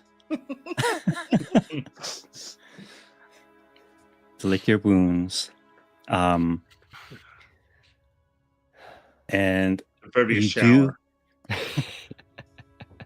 you do catch another text message, Prospero. This time from Cassandra Vale, the CEO of Helios Dynamics, giving you a date and time and place to come meet her. I will share that with my workplace associates. You can say it. Come on. When I say things like that, those people often end up dead or worse. You can say it. People die and they come back as half corpses all the time.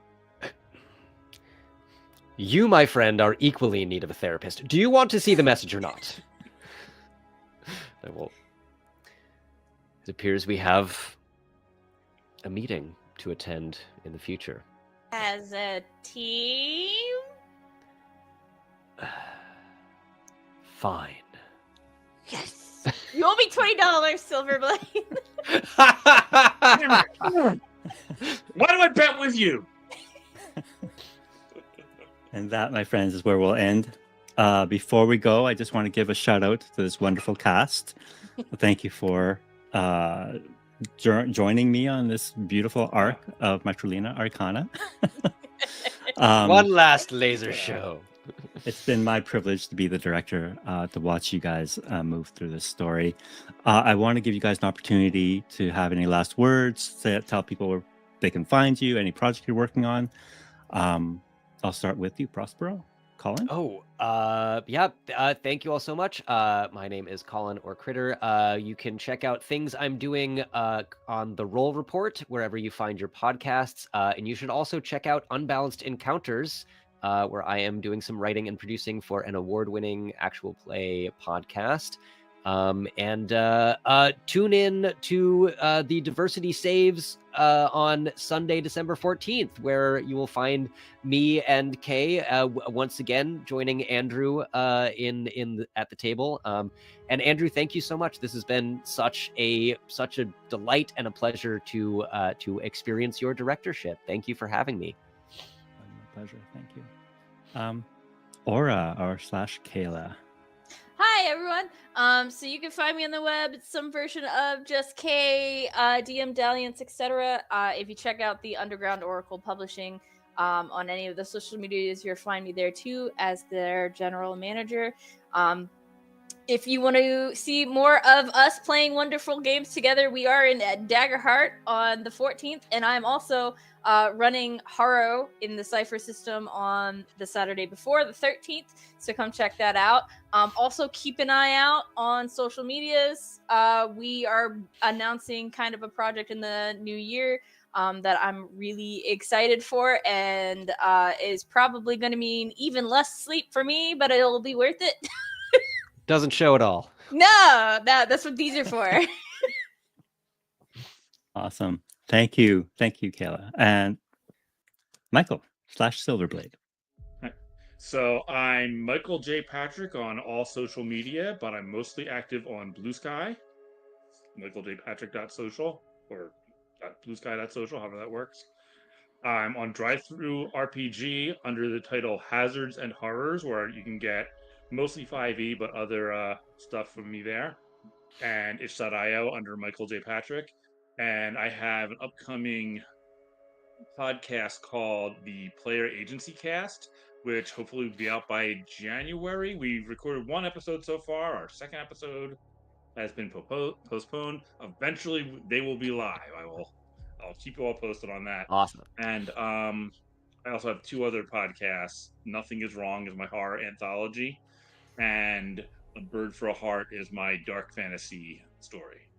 And they are at the places where you find podcasts. If you look for those names, you will find them. So many of those. Nothing is Wrong. Awesome. And A Bird for a Heart. All right. Thank you, Michael. And Rachel, I will post her links up in the show notes below, along with all the other links, including the Diversity Saves link in our show notes. But thank you so much for joining us on this journey through Metrolina Arcana. We're not quite done yet. There will be another episode on Thursday. Yeah, we got a CEO to punch in the face. With just the other two teams. Yeah. The other two teams, Thursday and Sunday coming up. And then in January, we are planning an extravaganza. I honestly quite don't know how this is going to work yet. That'll be fun. Where we'll bring all the teams together for a final end game, which is going to be very cool. We'll make it work somehow. I have so much confidence in you, Andrew. It's going to be great. All right. Well, thank you so much, folks. And we'll see you in a couple days. Bye. See you soon.